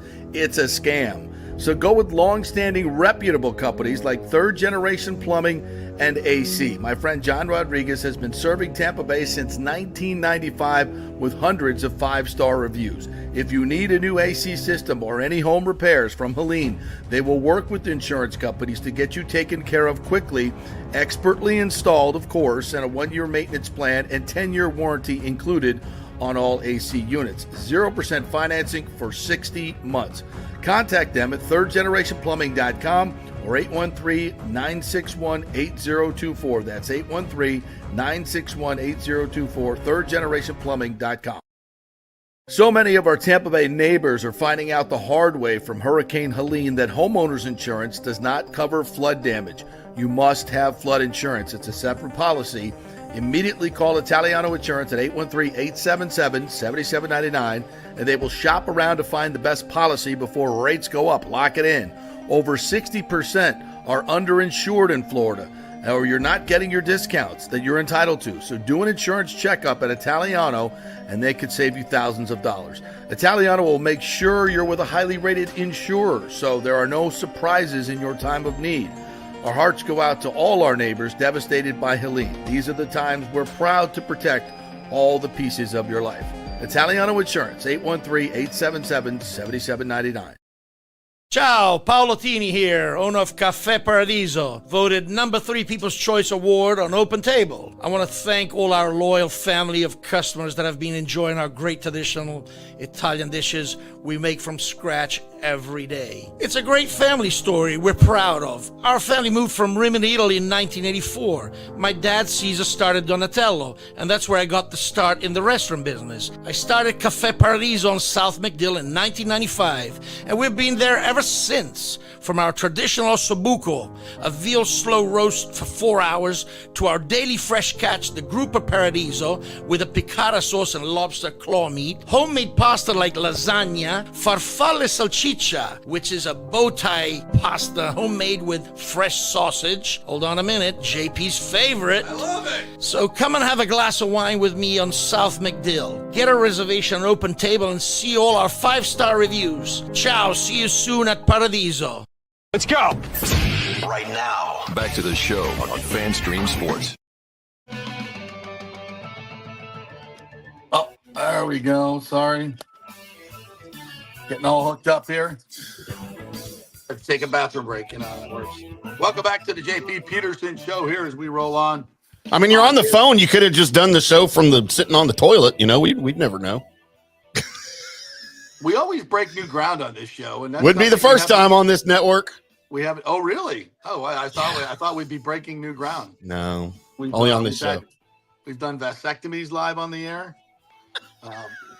There was actually one of our listeners in the comments a couple weeks ago that said, "Oh, JP," because I said I didn't think we had video of it, but he said, "Yeah, we did." He said he does. We need to get that. Wow, I don't remember that, but yeah. I remember it. Trust me. I'm trying to think who we had at Nashville. I think it was Jim Gray we had on while we were doing it, and I tried to explain what was going on. He was like, what?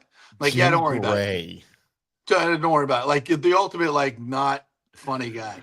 Yeah, oh my gosh, right. Interesting. All right. So welcome back. We are brought to you by the great folks at Third Generation Plumbing. If you have any AC issues or plumbing issues or any house issues whatsoever, they've been in business since 1995. So anything you need done around the house, you want an honest mechanic, plumber, AC guy to come, that's where you go. Third Generation Plumbing. You got a friend in the business, John Rodriguez. His family's been here since the 40s, and his business has been around since 95. So if anything goes wrong, you can call him directly and say, hey, this is what happened, and they'll take care of it. That's what you love about Third Generation Plumbing. So go to their website, thirdgenerationplumbing.com.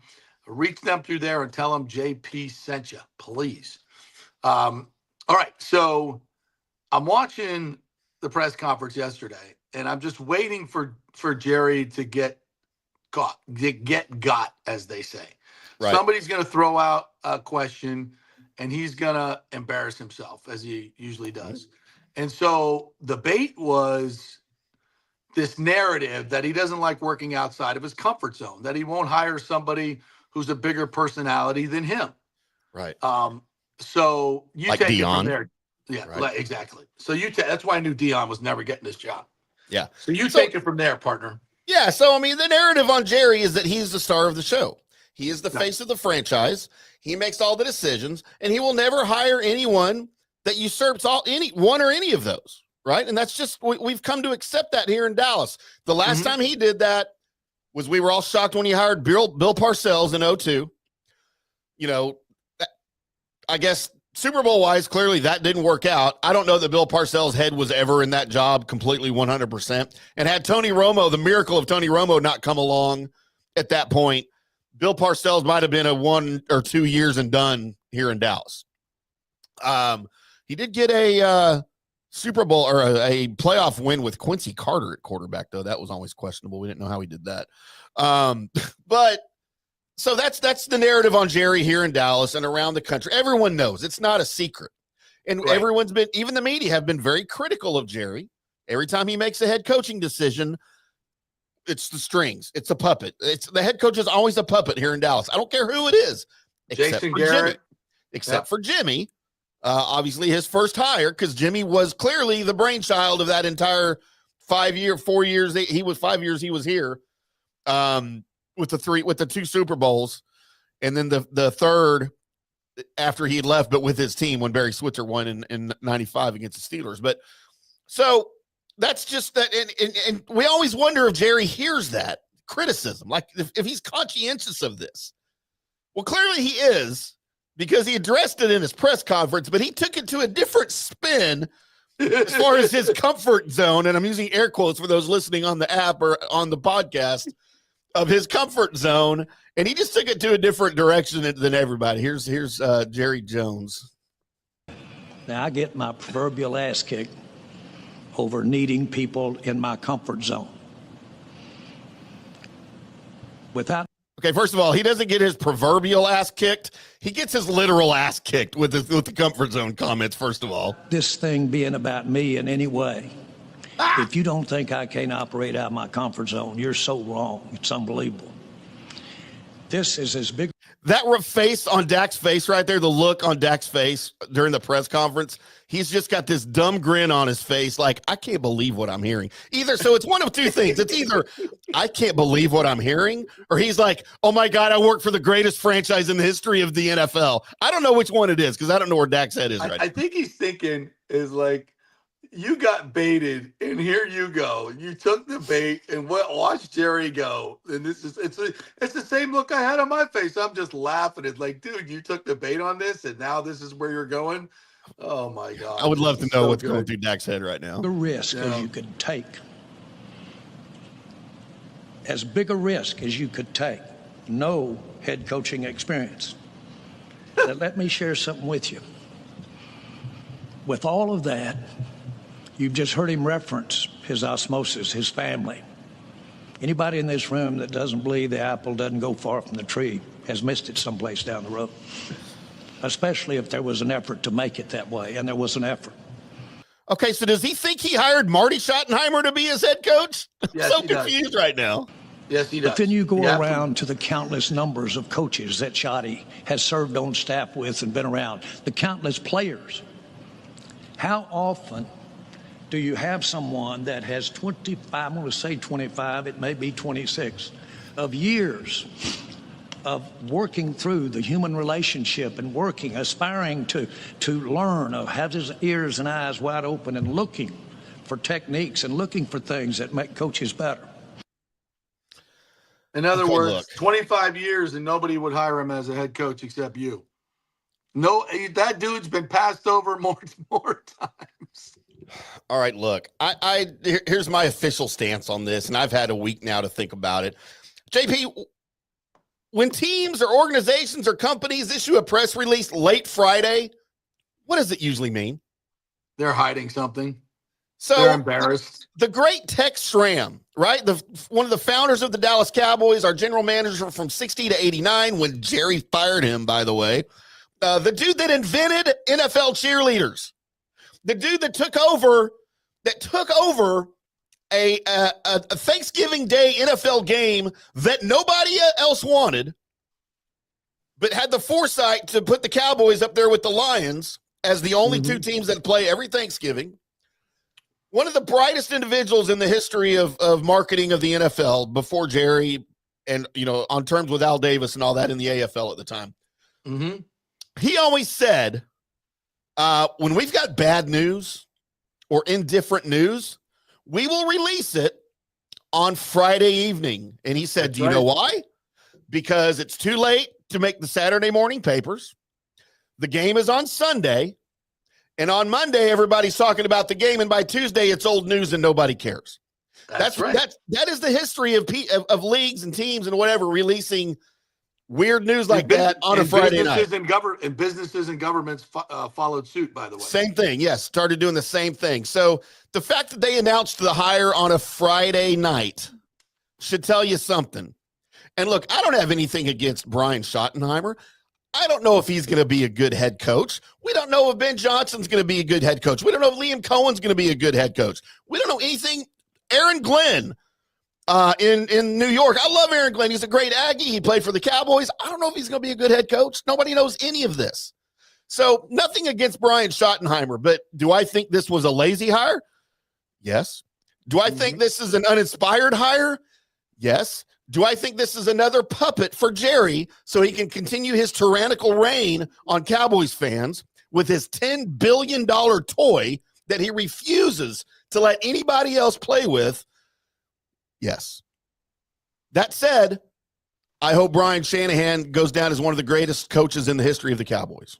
You mean Or Shanahan, Schottenheimer, yeah. See, I can't even remember his name. Your nepotisms are being confused here. I hate Kyle Shanahan, by the way. I don't know why I just said that. Listen, I don't know anything about Brian Schottenheimer except the fact that he has been passed over. But the funniest thing is he's sitting there he thinks he's making a point about him being able to operate out of his comfort zone and says, this is the biggest risk I'd ever taken. And the guy's sitting right there. Like, how would you like to be at your press conference? You finally get your first head coaching, and your boss is like, this is the biggest risk ever. He's got no head coaching experience. Yes, it's not a glamorous hire. You know who else didn't have head coaching experience when you hired him? Chan Gailey, OC of the Steelers, that you beat. By the way, you beat Chan Gailey's offense in the Super Bowl a couple years before that. Dave Campo, who was the DC under Johnson, who had 3 straight 5-11 seasons. Let's see, Jason Garrett. When he fired Wade Phillips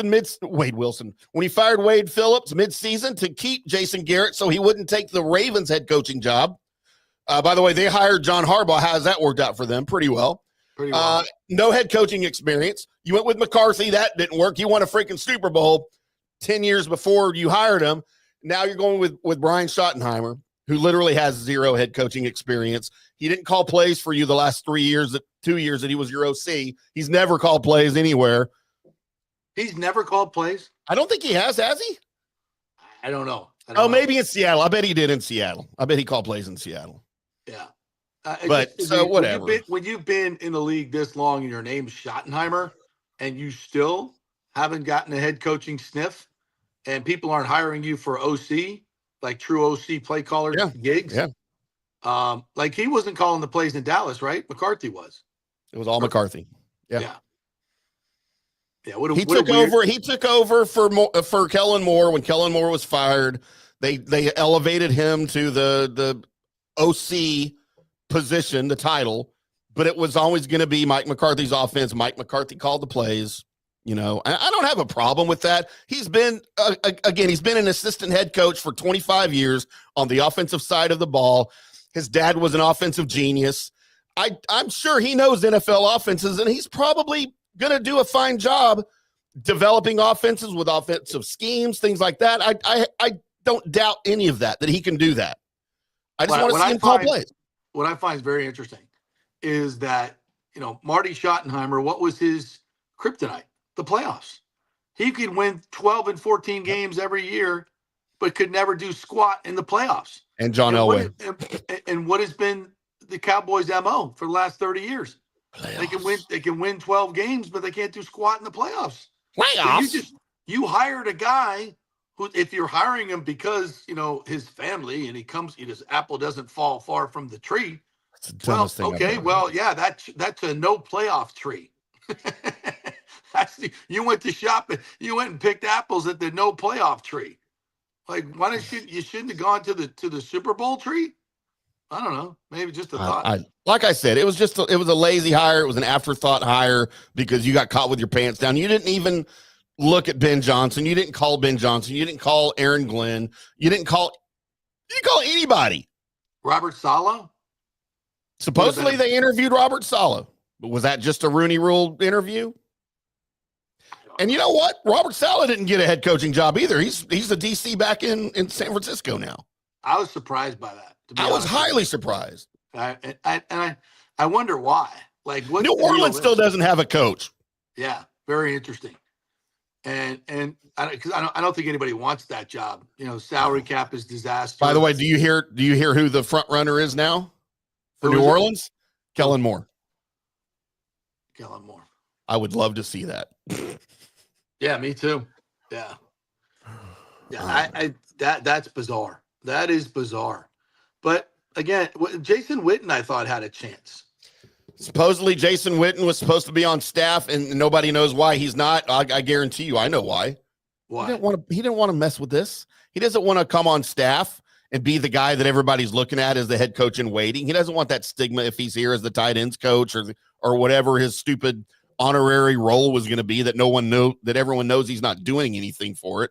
Mm-hmm. He didn't want Schottenheimer looking over his shoulder, just like we didn't want Todd Bowles looking over his shoulder to see Liam Cohen as the head coach in waiting or whatever. Right.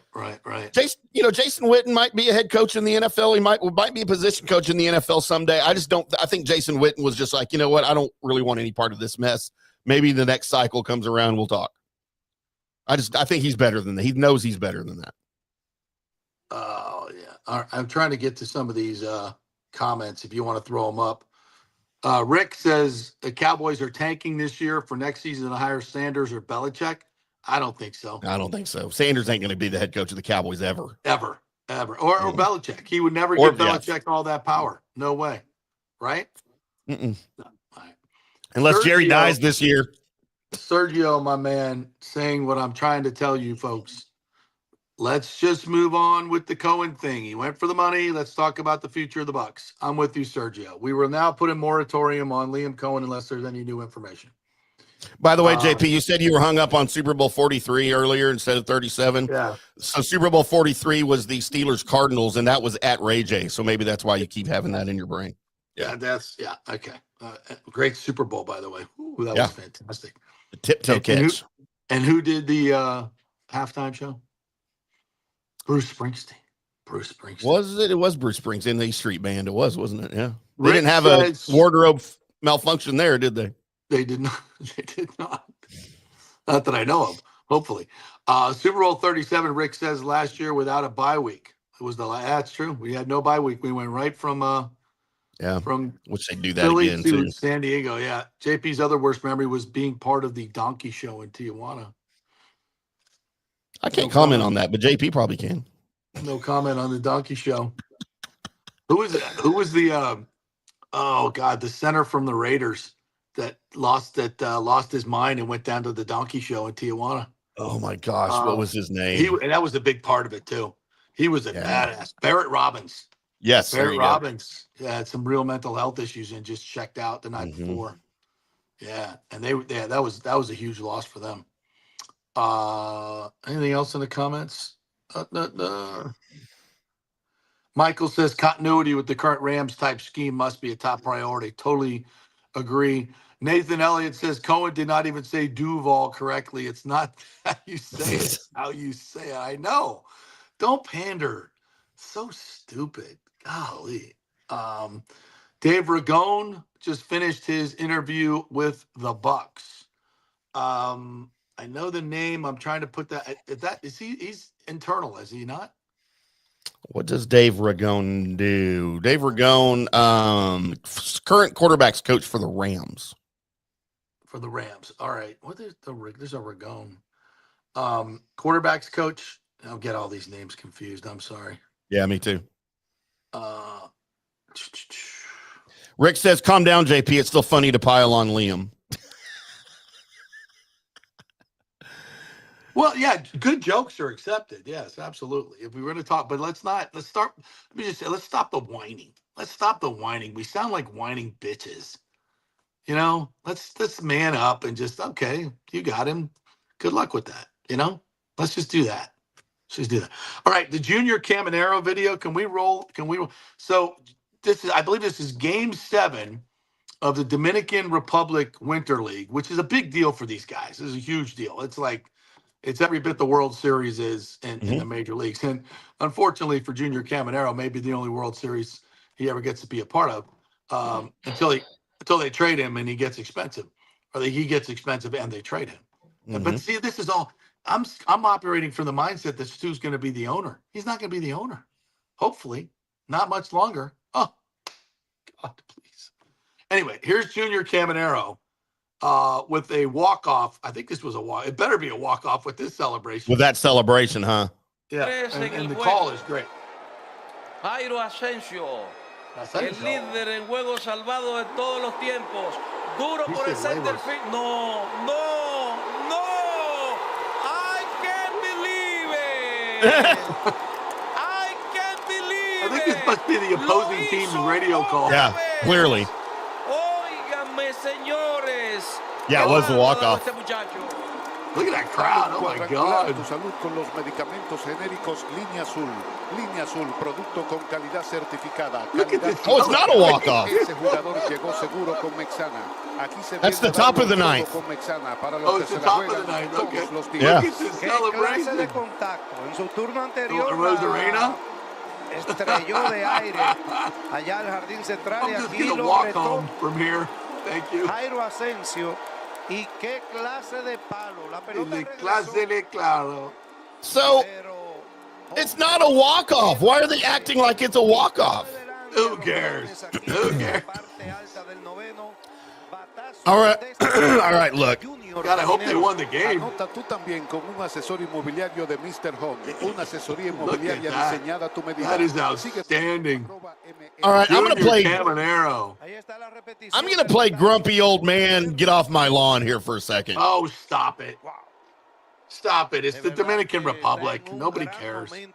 Well, clearly they care.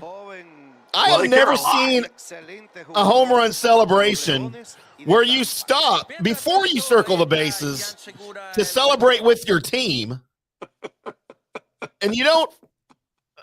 What did I just see? Like, he literally stopped at every base, and he stopped before he even made it to first base to high five the entire team that came running out of the dugout.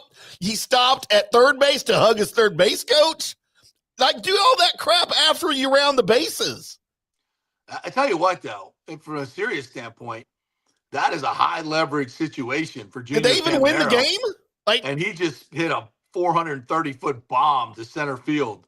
I mean, that's impressive. And dude, that's like a 50-foot wall too in center field. I know. That was crazy. That's a great experience for him to be able to have those high leverage at bats and then bring that back to the Rays. So when when he gets traded to a team that's in the World Series, he'll have kind of felt that before. But hopefully, with new ownership, he's a guy that we'll keep around, and when free agency comes, we'll sign him and keep him with our new owners, with our new stadium Tampa and our new revenue. Yeah, that's the thing. That's what we hopefully Junior Caminero is the first guy that we keep. That isn't Blake Snell, isn't Longoria, isn't Carl Crawford. It's finally the guy that we keep that isn't arrested for. So, JP, I can confirm that was the go-ahead solo home run in the top of the ninth, and they did close it out in the bottom of the ninth to win the Dominican Republic Professional Baseball League Championship. But how stupid would that have looked if the home team, whoever it was, came back and won it in the bottom of the ninth? Now you look like an idiot. Imagine what that celebration would have looked like. God. Now, so they weren't the home team in that? No, in they that were there. place? That was the top of the ninth. It was a solo go-ahead home run in the top of the ninth. You still had to close it out in the bottom, which they did. But what if they didn't? Like, then how silly does all that look? Yeah. And I'm okay with the celebration. It's a championship game. I get it. But, dude, just round the bases first and then celebrate when you're done. Yeah. That's the only problem I have with it, is that you did it during your home run trot. Like, come on. Come on, man. One other thing we did not mention about Liam Cohen is he is now trying to take Mike Greenberg with him as the GM.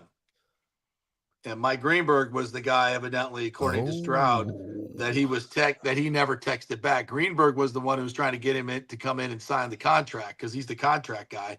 He's the guy they sent to New York when Brady agreed. They didn't waste any time to say, "Hey, come in tomorrow and sign it when you get here." He flew to New York and got Tom Brady's signature. Maybe they should have done that with Cohen, but whatever. But so if he pilfers Greenberg, that would be a problem as well. So then you'd have two major players coming out of the and when you're building a team like the Jags are, and they got some cap money to do so, you need a Greenberg to do that. So I think Shad Khan's going to open the wallet for him as well. So, but I wonder. So, and if Greenberg leaves, are y'all going to get whine about that too? Oh, he stole her. Don't do it. Man up. Turnover is part of the name of this business. It happens at every position. It happens at every position in the front office. That's just the nature of the beast. And in case you missed it, off the top of the show, we had our breaking news.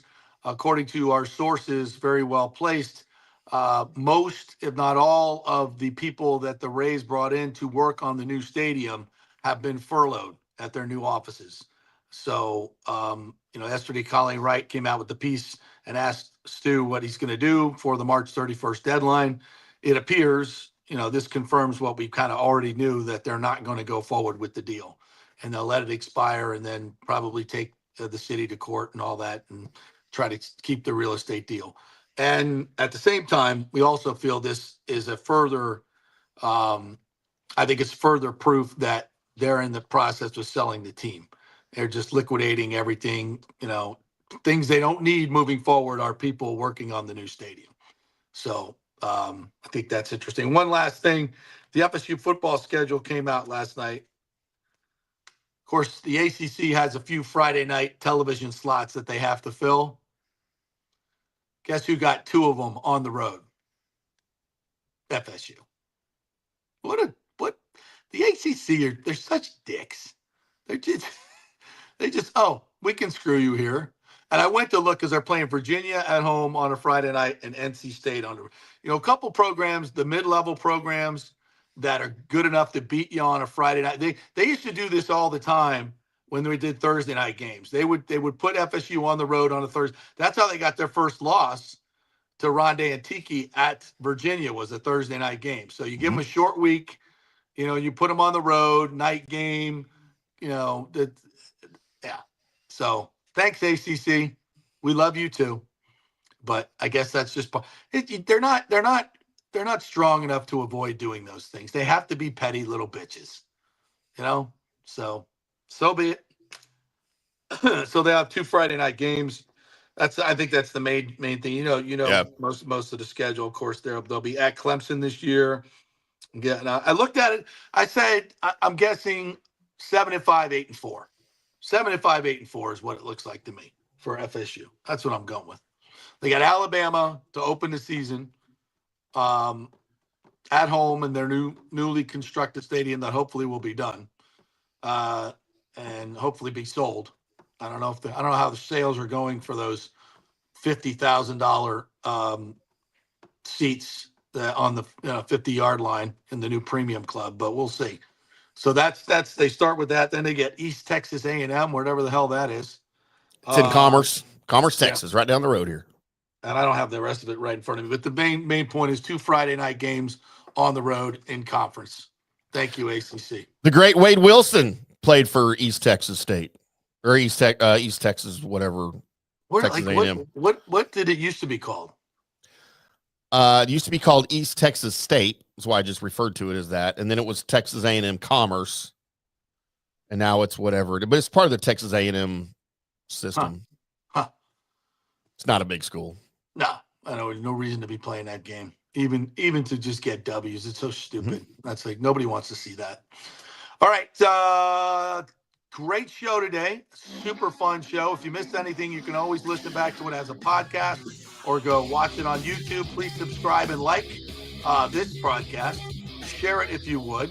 FanStream Sports is our YouTube channel and JP Peterson Show. And please like our JP Peterson Show new Twitter and follow us there. Have a great day, everybody. We will be back at you tomorrow with more fun and frivolity. See you then.